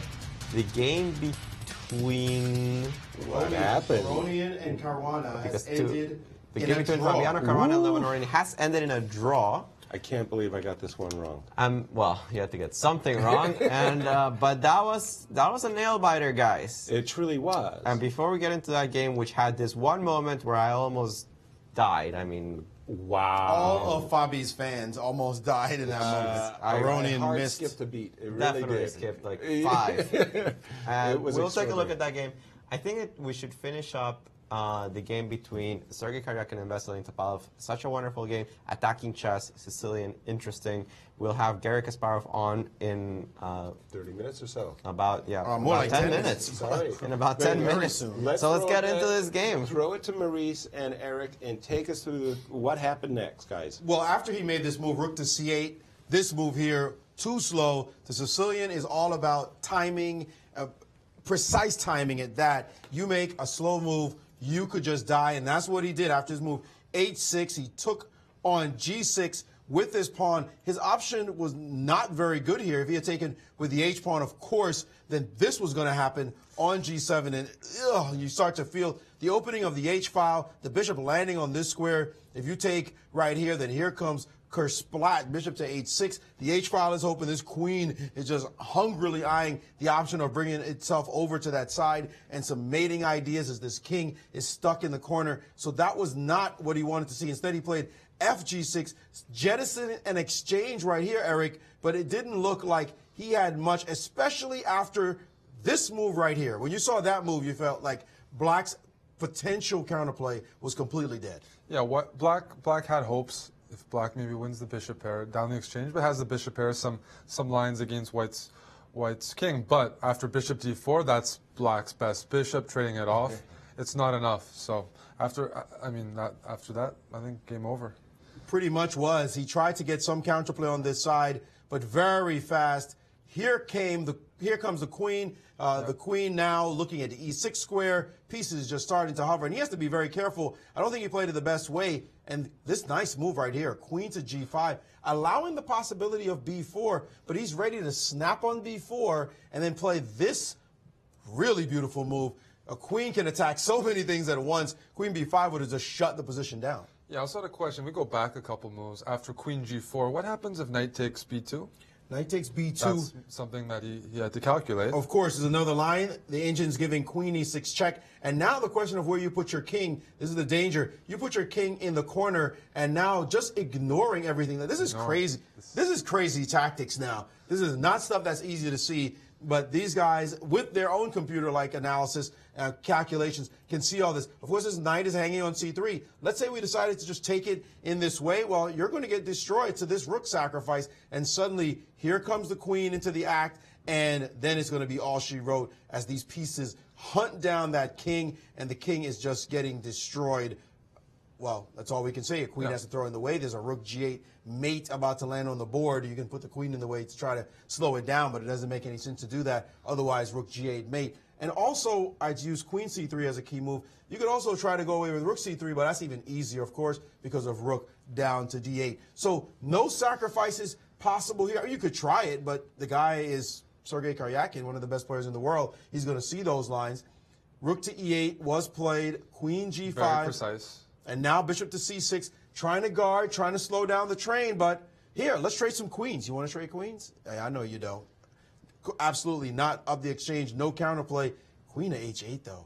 I mean, when you have to put your queen on h8, that's not exactly the fianchetto queen that you want when you put a queen on the board. No, now you're just running into tactics of potentially sacrificing on g6, opening up the h-file and hitting that queen on h8. It's not what Veselin wanted, but White has been putting him under pressure every single move, as you should do as a Sicilian. But White is making sure Black has no time to generate any sort of serious counterplay. Every move precise, attacking things or offering the trade, and now another move. Very brave, you might say. What is this? Attacking the knight, but wait a minute, are you allowing something over here? No. Remember, on the other side of the board, your h7 pawn is always going to be hanging. This move was extremely accurate. The first move of the computer choice, showing that Sergei is back in fine form to play such a move. And now it's all desperation. He played knight takes on a3, and now rook to h3, guarding his knight. There was another move, queen h3 here, but rook a3 doing the same thing.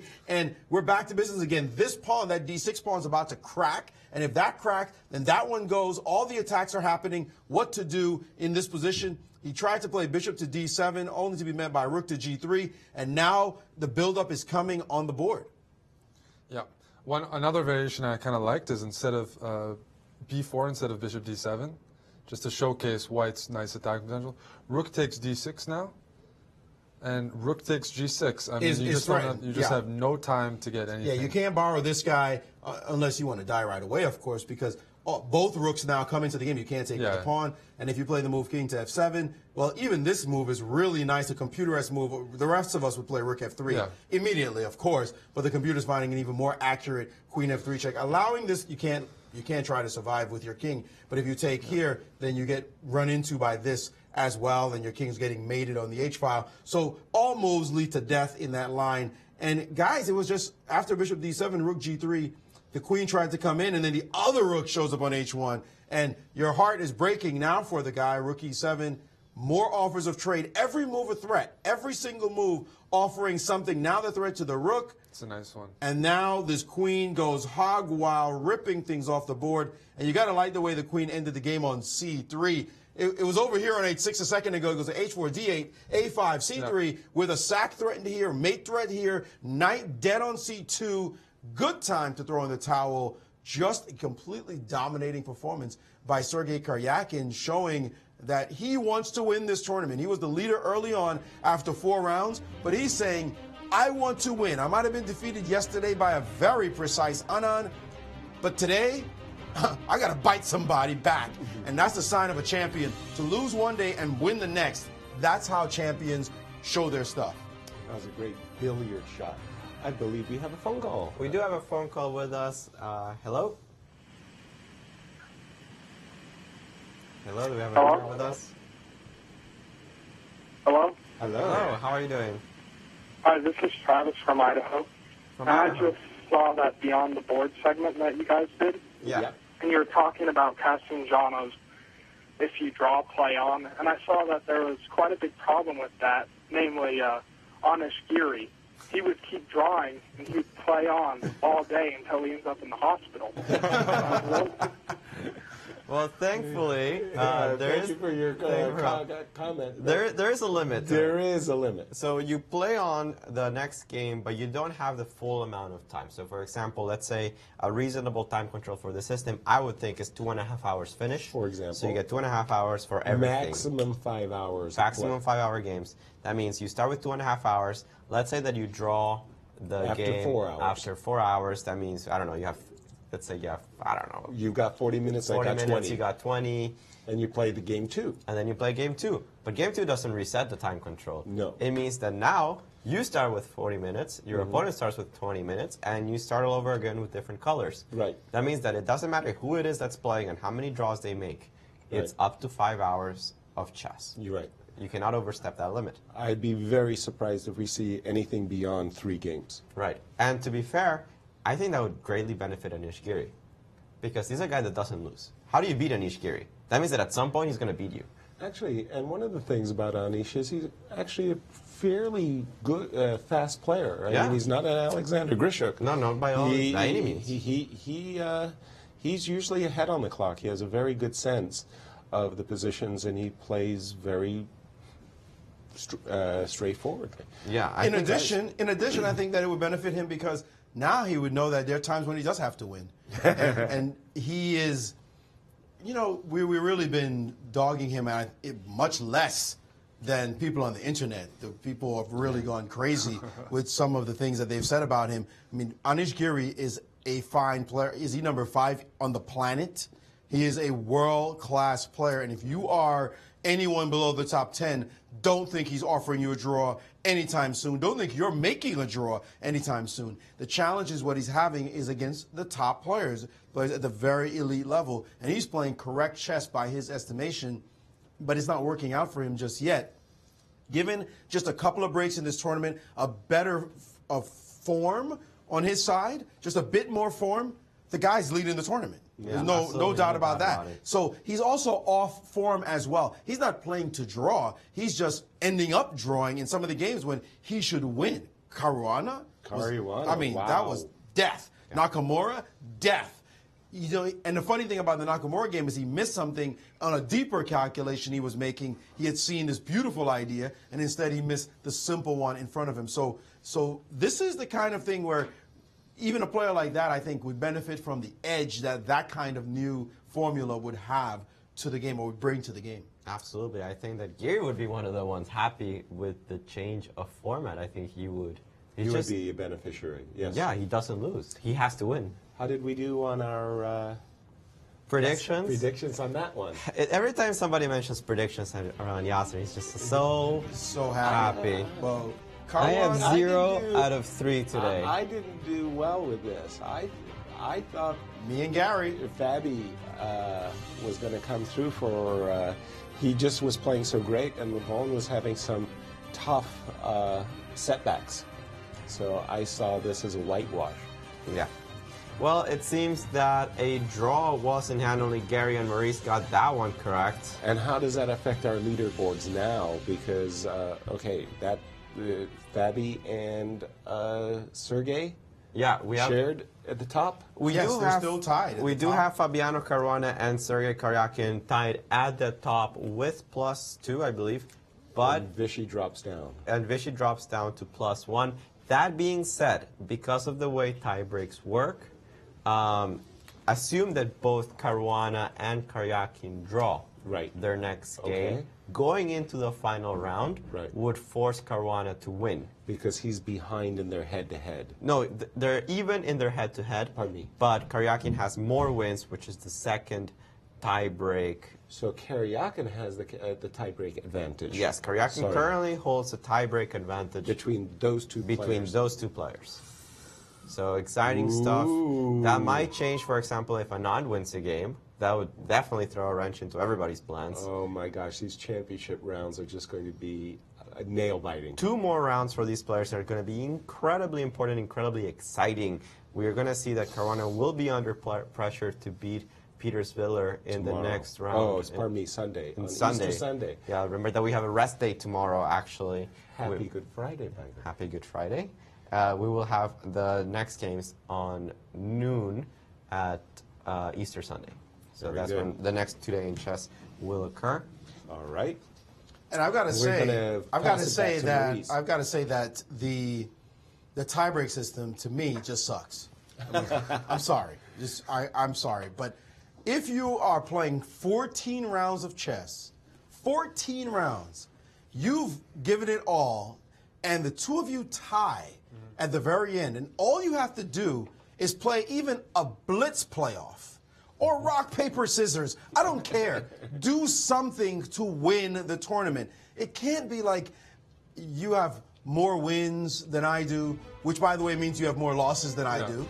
I mean, Caruana might be +2 with Karyakin, and he will not have lost a single game, but he might not be able to play for the World Championship title because of what could be, in some ways, arbitrary playoff tie breaks. In fact, if you switched the second and the third one, then it seems like it would be he that would win in the Soderberger system. I'm not sure about those. We still have to make those calculations. But if you got to do something as arbitrary as that, that just doesn't seem fair. Head-to-head, I can understand. After head-to-head, why should you win out ahead of me? That just doesn't make any sense when we can actually play still that same day or the next day to win it all. When you're playing in a closed tournament with the exact same players, I don't think tiebreaks really matter. If it's an open tournament, then they use some tiebreaks sometimes because you have such a varied level of opposition. But for a closed event with same amount of blacks, same amount of whites, and everyone is so close in strength, besides head-to-head, I really have to agree with you there. I've been on the good and the bad end of these results, but I'd much rather there be something like a blitz or rapid playoff. And they're used to playing blitz or rapid playoffs. They do them all the time. Why wouldn't you do it for this? It's not as though it upends anything. Imagine if it were, for example, Wimbledon.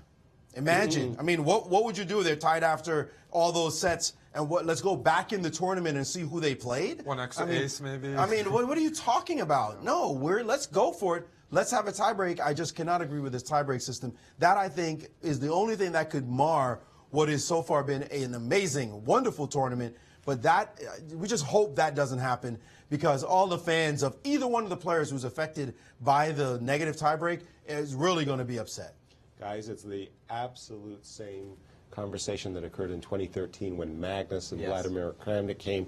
I don't understand why at that moment FIDE's Rules Committee or World Championship Committee didn't say, we have to make a change. I hope nothing bad happens in this event, that mars, as you say, just a fabulous, fabulous tournament. But really, that should be addressed. I very strongly feel. Give the players a chance. There's no doubt about that. Yeah. I mean, it's incomprehensible that this happened once. To allow it to happen again. In case. We don't know for sure. We'll have to check the pairings. But it's not so much that will it happen or not. It's a possibility that's exactly that can happen. That's not It's a strong possibility now. Yeah. Come on. Agreed. Very strong possibility that this could happen coming up. And as we look to the future and look at Sunday's matchups, think about this. This is important. It doesn't matter who you are, who you're a fan of. Of course, everyone's looking in India for Anand to possibly win and join the winners, the tie for first, right? So you'll have Anand trying to defeat Giri. That will be a very difficult matchup for him, to be sure. Then you have Aronian against Karyakin. Karyakin doesn't want to lose that game. Aronian is still within a stone's throw of the leader, so this could be a very, very big game for Aronian. You look for him to go all out in this particular pairing. The other matchup is Caruana versus Fiddler. Knowing the situation now, Caruana is almost in a must-win situation against Fiddler because he cannot be tied with Karyakin going into their last game where he'll have the black pieces. So this looks like all guns blazing. He's going to have to go all out to play this game. And this one, a matchup of players who have nothing much to play for, Topalov and Nakamura. There's really not too much teeth in this contest. Nobody really cares what happens here because they don't have any real impact on the standings. Of course, they care and their friends and families, but I think in general the fans are just looking at the top. And again, imagine Anand wins and he's now on +2. And then imagine the last day, everyone's on +2. There's 3 players at +2, Anand, Karyakin, and Caruana. Fans everywhere for each one of these players is going to howl. Like, are you kidding that this guy got ahead based on some tiebreak system?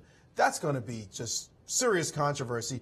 And don't let Aronian sneak in too with a couple of wins. Yeah, a couple of wins. I mean, Giri. I mean, that'd be crazy, like a 4-way tie, Fiddler. And one person gets in there. That's just not the way they should do it. I would almost wonder if the players themselves would think about it right now. If you could approach the players and said, listen, these were the rules we put before the tournament. There's 8 of you sitting right here. Could we put it to a vote to change the rule right now? Before it happens, we don't know what's going to happen over the next 2 days. You get a rest day. Could we change the rule right now and make it that you have to play? I think that's what they should do. I mean, just do it right now before you get there, because the players, looking at it, be like, wait, I could lose this. Well, I'm gonna say, unfortunately, Karyakin's going to do the math, and he's going to be like, wait a second. It has to be a unanimous vote. And I think if you got a single veto, and I mean a single veto, that's it. You can't. Because they started with the rules. Everybody knew beforehand. And to change it midway or even late, I'm sorry to say, that decision okay, but let's make it. Let's make it unanimous. Let's make it unanimous. Karyakin might not agree to it either because he could see some numbers that don't go his way. I'm going to say that Karyakin will do the math and say what is likely, what's not likely. He's going to want to keep it right now. Yeah, he's going to. Is that true? If Anand wins, yes, still head-to-head. Oh, his head-to-head is bad against Karyakin, so that's actually not going to work. Yeah. So he doesn't have to worry about Anand. What about Aronian? Did he beat Aronian? Okay, but now we're talking about Aronian winning 2 in a row. Karyakin might object. Karyakin might definitely object. That's all you need. But he could lose out in other ways as well. So, well, that's only if he managed to lose. If he managed to lose to Fabiano in the last round, if Fabi lost tomorrow. So that's another math that he would probably figure would work in his favor. So then we're stuck with it. We're stuck with it, and it's unfortunate. If there's a three-way tie, it will be a very deflating championship to have to end with one winner out of those three based on an arbitrary tiebreak system. I couldn't agree with you more, Maurice and Eric, please, I'm begging you, get to that moment where we all almost had a heart attack. I believe it came just at move 38. Fabi had played this one move, rook a1, and just for an instant, Alejandro shouted out, "Oh my God, what happened?" That's a little expressive. But before that, maybe we should get to the opening. I mean, what did happen at the beginning of the game? That was the heart attack moment. Yeah, so the opening was just your standard closed Ruy Lopez anti-Marshall variation with this move a3 in the position. Fabi has played this before. I believe Fabi played this against Aronian in the Seinfeld Cup and won a very nice game. One of his streak. In one of those 7 games that he played. This position, I think, is new right here. Is definitely not how they played, if I'm not mistaken. I think this is new right now. And then bishop to g5 was played, knight d7. And right around here, when d5 was played, I thought that white had lost most of his edge. The move d5, of course, a typical move in the opening. If you can get it, usually it's good for black. But Fabi tried to keep a little something with bishop g5, and the game got very sharp right here. And it turns out that white actually was able to win a pawn and keep what looked like at least some edge, despite the fact that this pawn was on c3. Oh, I mean, white has a pawn, black has to prove full compensation, and sure, I mean, the queen is a bit funny on b1, but doesn't look like anything to me like a full pawn's worth of compensation for black. I think Fabiano, as white here, is pushing. Looked like he was trying to push, and after this move, knight g4, maybe not the most accurate move in the position of the engines like f4, but still a5, knight to e3, c6, and right around here we started maybe thinking that Fabi would be okay, and then he suddenly played the move b4, changing the nature of the structure quite a bit. This move, very dramatic looking move, to be sure, but he's trying to give back a pawn so that he can tamper down all the pressure. Yeah, he wants to give back a pawn, and he wants to get a knight on d5, and what he did, I personally like. I'm just surprised by his follow-up. This position, white's up a pawn, but it's a bit more comfortable to play as black. Then he switches it around. Black regains material, but double pawns, and he gets a knight on d5. Impregnable knight. I thought visually this was a very, very nice position and seemed a lot more easier. It seemed easier to play for white than the position before. Clarified the position a bit. So I was a bit surprised by what happened afterwards, but I would think that white would be pushing here. But then this move surprises me, although the engines like this move, knight takes e7. They like bishops over knights. All the grandmasters are like, well, give me back my knight. What's that bishop doing? That was definitely a surprising decision at this moment. White's pieces are on the light squares. That dark squared bishop is not interfering with any of white's plans. You play queen b3, rook f to a1, king h1, f4. I don't know. That's what comes to me at first. So I was really surprised by this. Again, the engines like this move, knight takes e7, which... Just for equality, though, right? Yeah, but just for us, it's like, what are you doing that for? Now, queen to b3. And then after a few moves, this trade happened, and queen c5, and suddenly it became very clear that black wasn't in any danger, and surprisingly, it was black after rook d4 who started thinking, maybe I'll try to win this game. And very dominant rook on d4 can never be chased. The b pawn is no worry anymore. And suddenly white's pieces can't migrate away from this b3 push because this c pawn will become a queen. Yeah, it's funny. Like as long as black does not lose that pawn on b4, the tactics are in black's favor, with potential of b3, or in this position, if this rook were to play rook a1, try to harass on the back rank, White has to worry about maybe rook takes d3 and also c2. a sacrifice, which is the move we are about to see come up, because couple of moves, couple of lazy moves. Let's see what's going on. A little h4. Just a natural position. Yeah, just a natural position, kind of going back and forth. Right about now, Caruana's thinking, my advantage is gone. Like, you know what? Let me just repeat moves. No big deal. I'll take over the file. And it's in this position when we were sitting there, as soon as he played this move, the computers went nuts. And it became clear that Caruana had missed a huge move. And Levon had this chance that he also missed, but we almost all had a heart attack because this sacrifice is totally sound.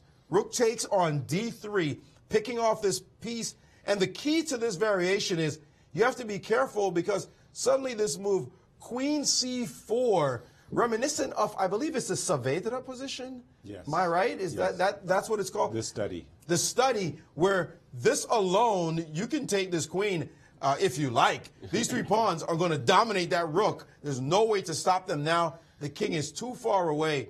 And if not, that means king to g1, queen c4. And the problem is the pawns are going to push anyway. You can't protect your queen with this move because we just have a simple trade. And that's all she wrote. The rook cannot come back and stop that. And anything you do in this position after queen to c4, you're busted. The pawn's coming. This pawn's pushing. You're not really up a rook at all. So rook takes d3 was a monster move. Again, we talked about this just yesterday. There are certain types of moves that strong players miss. One of those moves, and we saw it happen, Giri missed it yesterday against Naka, putting your rook on a square where a pawn can take it. It sounds so dumb. Like, really? They missed those kind of moves? With this blind spot of seeing a pawn protect something, and you just don't see that you can go on that square.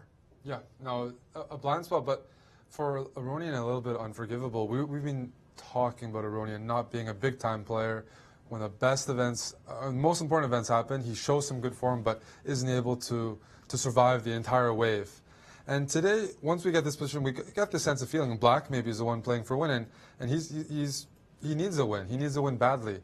And that one moment he has in the game, he doesn't see. Now, it's understandable that he doesn't see it, but those big-time players make those big-time moves when it counts. And this is a move that we see, it's still, it's not like a computer move. It's still hard to see, but he could have done it. And kind of move he does see. Yes. Kind of move he would see if he were in form, but if he's not in form, missed it, and the game ended up in a draw.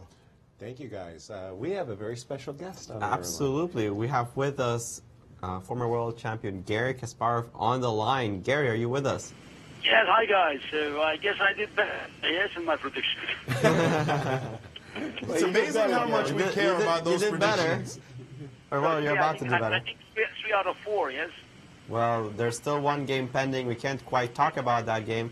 But on the other 3, how did you do? I assume when we talk about Giri's game, it's a draw. Well, that is very true. It doesn't even matter what the position is. Gary, what did you think of the results today? Look, I just heard you guys talking about Caruana Aronian game, and I guess it was not just once Aronian didn't play the rook takes d3, but twice. Twice, actually. Did he also miss it somewhere else later? No, I think he could do, instead of g4, it was also rook takes d3. Or later in the game. I don't know whether the difference is pawn on g5, pawn on g6. I don't know, what is the difference here. Maybe it's weakens Black's king, but I didn't calculate. But there was another moment. Rook takes d3. I got it up on the screen, Gary. I see what you mean. It looks like a really powerful shot again. Yeah, I wonder what's wrong with it. When I watched the game, I didn't see the first one because I joined the game later. So and I saw this problem. Yeah, well, so I saw rook takes d3 at this point. Yes, it looks very, very similar. I don't understand the subtle differences either. There might be some subtle difference that the computer can work out. I remember the computer didn't really like it for some reason. But Black is not in any risk. No. It turns out that just following it, the difference is that pawn on g5. When you follow this line, you see takes d3, you go through the whole check, and the queen ends up on the c4 square that we have on our board right here. Once it does happen, then and then c2 queen c1 attacking the pawn on g5 Before, this wasn't even in the position at all. You have to worry about this pawn. That's what I thought. That probably there would be a difference, yes, because I did like pawn on g5. But you can still test. It's a possibility. Yeah. That's if he even saw it, though. Remember, he didn't see it the first time. Maybe he didn't see it the second time. Gary, you really surprised by Aronian missing this kind of move? I know you would have just snapped that pawn off for sure. Okay, look, we already agreed, that Aronian, was grilled in this tournament, as it happened before. He just didn't have enough stamina to play the crucial part of the tournament, the second round. So, actually, remember, guys, when I said yesterday that today would be a draw? I mean, you all thought Caruana would have a winning chance, but I had my faith in Aronian, holding. I picked the draw as well. I picked the draw with you as well. I didn't do too well on the other predictions, though, mind you, but that one I got right. I think the surprising game today was Nakamura Anand. I can hardly remember another game when Anand was grilled, after 50 moves. I mean, after D3, he could have resigned. Yeah, absolutely. Well, we have breaking news. We do have a result in the final game that we're waiting for in Moscow, as Anish Giri has drawn with the black pieces after pushing for quite a while against Peterswiller. He had an extra pawn, was unable to convert it. So we have all the results up. Peterswiller drew Anish Giri.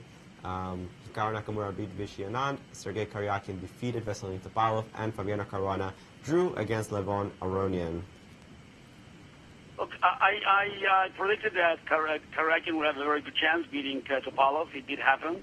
So, again, I missed only one result, Nakamura Anand, but it's just not just one disaster. It's amazing that Anand lost 2 games. He was crushed twice in the English Open, in the relatively, quiet, innocuous Open. Gary, you've had such an illustrious career. I can't remember it myself, but did you ever have an event where it was like you were up one day, down the next, up, you're winning, losing, and can you account for how a player falls into that kind of pit? Look, I remember once I lost 3 games in a row to Karpov, but 4, I'm not sure, unless we go really, back to my, very, very young days, I cannot recall 4 decisive games, with alternative results. Right. Yeah. Well, yeah, I mean, it's so unusual, especially at this level of chess, to see such a roller coaster. I think for Anand also, if you should go really, backward, to find Anand's tournament where he just had 4 decisive games, winning, losing. Is really extraordinary, and he can't understand it himself. I mean, I'm sure he came into the tournament thinking, I'm going to be solid and take my chances. Yeah. Yeah, but it's not just winning; it's win and loss. It's both. When you look at the games which you won, the 2 masterpieces, positional masterpieces, and the 2 games you lost, it's just you crushed in the opening, actually the same opening. Right. Wow. Well, let's go through our predictions that we had yesterday. Let's see how we did. Some people, they're smiling. Some people, they're suffering. Okay. But I guess we can go through them. What do we got? That's good for me. Okay. I was predicting a whitewash, and Eric joined with me. You guys all missed the boat on this one. Yeah, totally, completely. I did not expect Anand to go down, and I definitely would not expect him to go down the way that he did. Agreed wholeheartedly. Next one. Next up, we got Sergei Karyakin. He defeated Veselin Topalov. I had that on a draw, as did Maurice. So that's 2-0. I was predicting a whitewash, like I said. Eric's just jumping on the gravy train. No. And I'm being left behind. That's the problem. Okay, and in the next game, next result? Fabiano Caruana drew against Levon Aronian. I'm getting nothing right. Gary and I got nothing. That one right. Bravo, Gary. Yep. And the last one. Well, amazing. We all got it. No. Gary we was got pushing. a Canadian in the group. How do you pushing, know guys. when you've got a Canadian on set? Take a look at this picture. Look, he's getting good positions every day. It's so true. frustrating. And I'm being told we have technical problems with the results of the predictions right now, so we're not going to have the scores. Oh, that's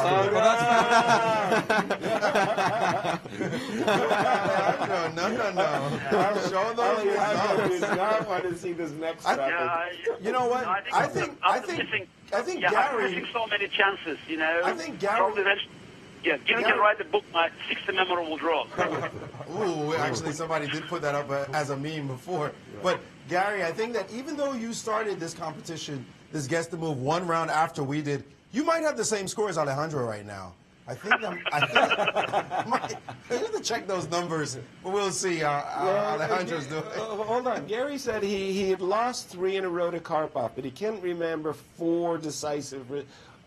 Well, let me just remind you, you got 0-4 on your predictions, Gary. You want some coffee with the donuts? Great comeback, though. Today, 3 out of 4. He's coming back. Coming back for sure. But you got 3 out of 4, so not bad. Yeah. Not bad. Well, 2 more rounds to go. Plenty of time for what's redemption. next? Tomorrow's the rest day, yes? Yes. Tomorrow is the rest day. We have another round coming up on Easter Sunday. A key round, definitely, as players. The championship rounds. Yeah. I'd like to ask Gary, this kind of tournament, we called it roller coaster. Have you been a part of a tournament like this one? The way one player looks like he's in the lead, Karyakin started off, then another player joins him, then that player goes back, another player joins, then Karyakin goes back, he comes back. I mean, it's been incredible. The leaderboard, it really does feel like you can't predict what's going to happen in this tournament. You can't even point to who's on form. Like, this is the guy to watch, or these two. You don't know what's going to happen in every one of these games. Look at Fabi. Fabi could have lost yesterday, and he could have lost today. I mean, and he's still in the lead. Yeah, and he could have lost also against Giri. Let's not forget that. Yes, absolutely. So, if you look at the missed opportunities, Giri is the champion. Oh, that's not how chess works, definitely. But it's been an incredible tournament. Was this matchup London? Yes. I always also, I mean, Anish definitely, but Peter also. Peter Svidler had some great chances, and who knows where he might have been had he gotten some results. Yeah, we don't talk about Peter very much, but I mean, Svidler has missed amazing chances against Caruana. He was almost winning at some point. I remember several chances where he was much better. He had a much better endgame against Nakamura in a slab with the black pieces. I mean, imagine that he beats Nakamura in the first half of the tournament. What kind of momentum that would have given him. Exactly. Gary, it's got us all upset on set about what would happen in case of a tie. And we all have a very, very strong feeling that the FIDE has made a mistake, and they should have corrected the rules and called for a playoff in case of a tie. Do you concur, or I mean, you've got a lot of experience with this one. What would you have liked to have seen? Look, I would now, in the discussion of FIDE made in organizing tournaments. The rules are the rules. So I said many times, not later than in our last discussions. So last time I mentioned my disagreement with the tiebreak system. I strongly believe it had to be a match, a kind of a playoff. But I think it's all hypothetical now. Agreed, it's hypothetical. But you're saying that you actually told FIDE that they should make playoff rules, and they ignored you? I'm the last person to tell FIDE. So, You advised FIDE, and they ignored you. I've been saying just from the very beginning. It was my opinion for 20 years since the idea was floating around. But I don't think FIDE, was ever listening to me or other voices of reason. Okay. It's actually a little surprising, though, I should say. This is not really a political issue in any way. This is not. I'm not trying to knock FIDE in any way. But it's just competition. It's just fair competition. When there's a tie, it should be broken through play. It shouldn't be some kind of rolling the dice. That's why I'm surprised. We agree with that. Why wouldn't you agree? If you've got reasonable minds on, and it's not something that's among the other organizers. It's not something that's like, this is the first time it happens. This is not something like, oh my God, we got caught by surprise. Wow. 2013. 2013, that happened the exact same thing. It was a big scandal. It really was. Wait, guys, let us just, it's realistically, it's the only chance for tie is Karyak and Caruana. Agreed. So let's say they make, they all make draws in the last 2 games. Yes. Okay. Now, so who wins? Karyakin wins. Karyakin. Because he lost 1 game. Right, number But of wins. Arnon could win a game in the next 2 games. Doesn't No, matter. but basically the question is that that's it's just to explain to the listeners. So let's say Karyakin tomorrow or on Easter Sunday draws with he plays with Nakamura. Yes. Yeah, say that they draw.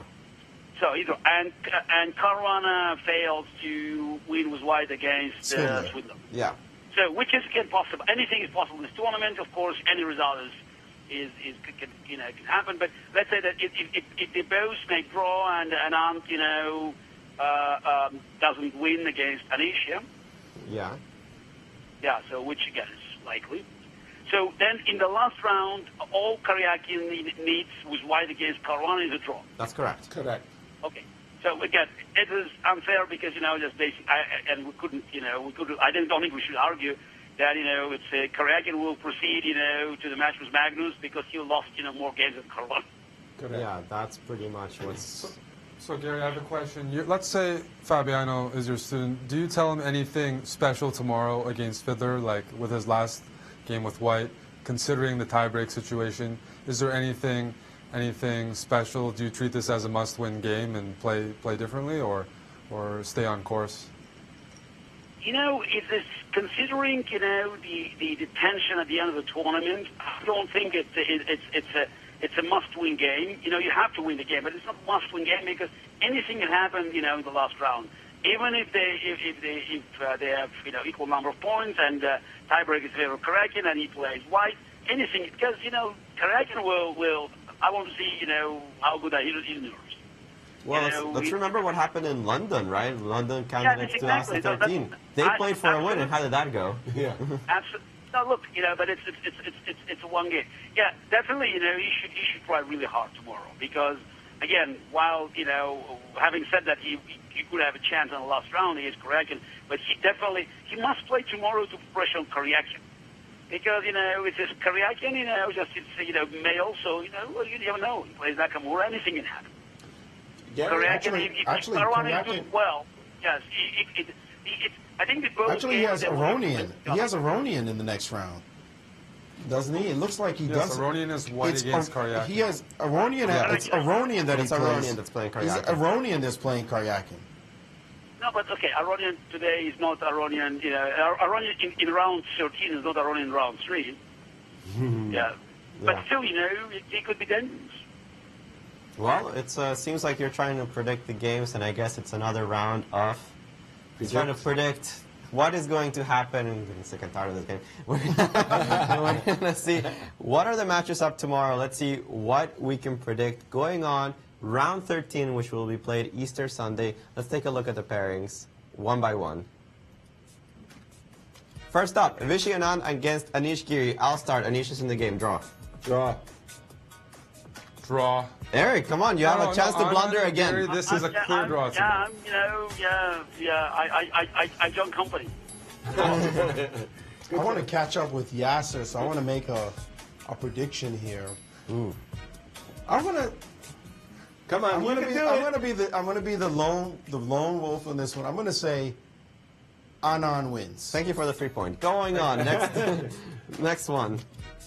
That would be a hell of a roller coaster. Aronian versus Karyakin. This is really, really tough game. So important, so critical that I'm going with a draw. Eric? Yeah, so you're making it hard for me. I'm gonna have to go first next time. I think Aronian will manage to get a little bit of pressure out of the opening, but you just won't be able to do anything with it, and I see it being a draw. I hate agreeing with Eric, but I'm going to say draw as well. Gary. I'm afraid, I'm joining company again. The problem here is that if I join company, I'm dead last. So that's not going to help me. Right. So I have no choice, right? I have to risk. I have to risk. I'm going to say Aronian wins. Okay. Okay. That's big. That'd be big. By the way, what is Aronian's score against Karyakin? That is a very good question. That probably was a question we should have looked at that data. Tony, but, Rich, okay, let's keep going. All of that up. Let's keep going. Let's keep going, though. This is our most important pairing of round 13. I'm going first. Easter Sunday. I'm going first. Fabi all the way, baby. Woo! By the way, before we get into that, Aronian, Karyakin, 9-3 Aronian. 9 wins. 9-3. No take backsies. No. It was a touch move. It was a touch move there. Fabiano Caruana, Peter Svidler. You know, Maurice is picking a win for Fabiano. I just don't. I think it's going to be a draw. I'm worried about Fabiano overpressing against Svidler. Svidler is pretty dangerous in those situations. I'm putting it as a draw. Gary. Draw. So simple. Yeah, I guess I agree. I think it's just, Caruana can, will try to press hard, but, Svidler is dangerous. And, Caruana could be in trouble if he pushes too hard. So, but I don't think, it will be another Ronion Svidler game. So, all right. Draw. I'm saying draw. All right. Again, because I have to gamble and because it's a rest day and because I believe in Rustam and his preparations. Fabi wins. Rustam Kazanjanov, that is. The second of Fabiano Caruana. I'm going to give Fabiano the nod. All I can say, guys, is it's going to be an unbelievable final 2 rounds. Is there a last one? There's a last one. There's one more. I thought we got them all. No. You don't have to guess another one, Yaz. You can stay out of it. Draw? The last one. Topolov Nakamura. Topolov Nakamura, Gary. Who do you like? Nakamura. Ooh. Yeah, I'm going to second that. Back-to-back wins by Hikaru. I'm going to second that. Hikaru Nakamura wins tomorrow. Gary Kasparov. I don't think it'll be enough. I think it's going to be a draw. But I agree with it. Nakamura Topolov draw. I mean, that's... At the risk of being laughed at and also running to Canada, I'm going to say draw as well. You want to win. You know what's right for you. So Canada's the way to go. Guys, first of all, coming into the tournament, Topolov, such a dangerous player. Nobody predicted that he would go through this event without a win. When is he going to do it?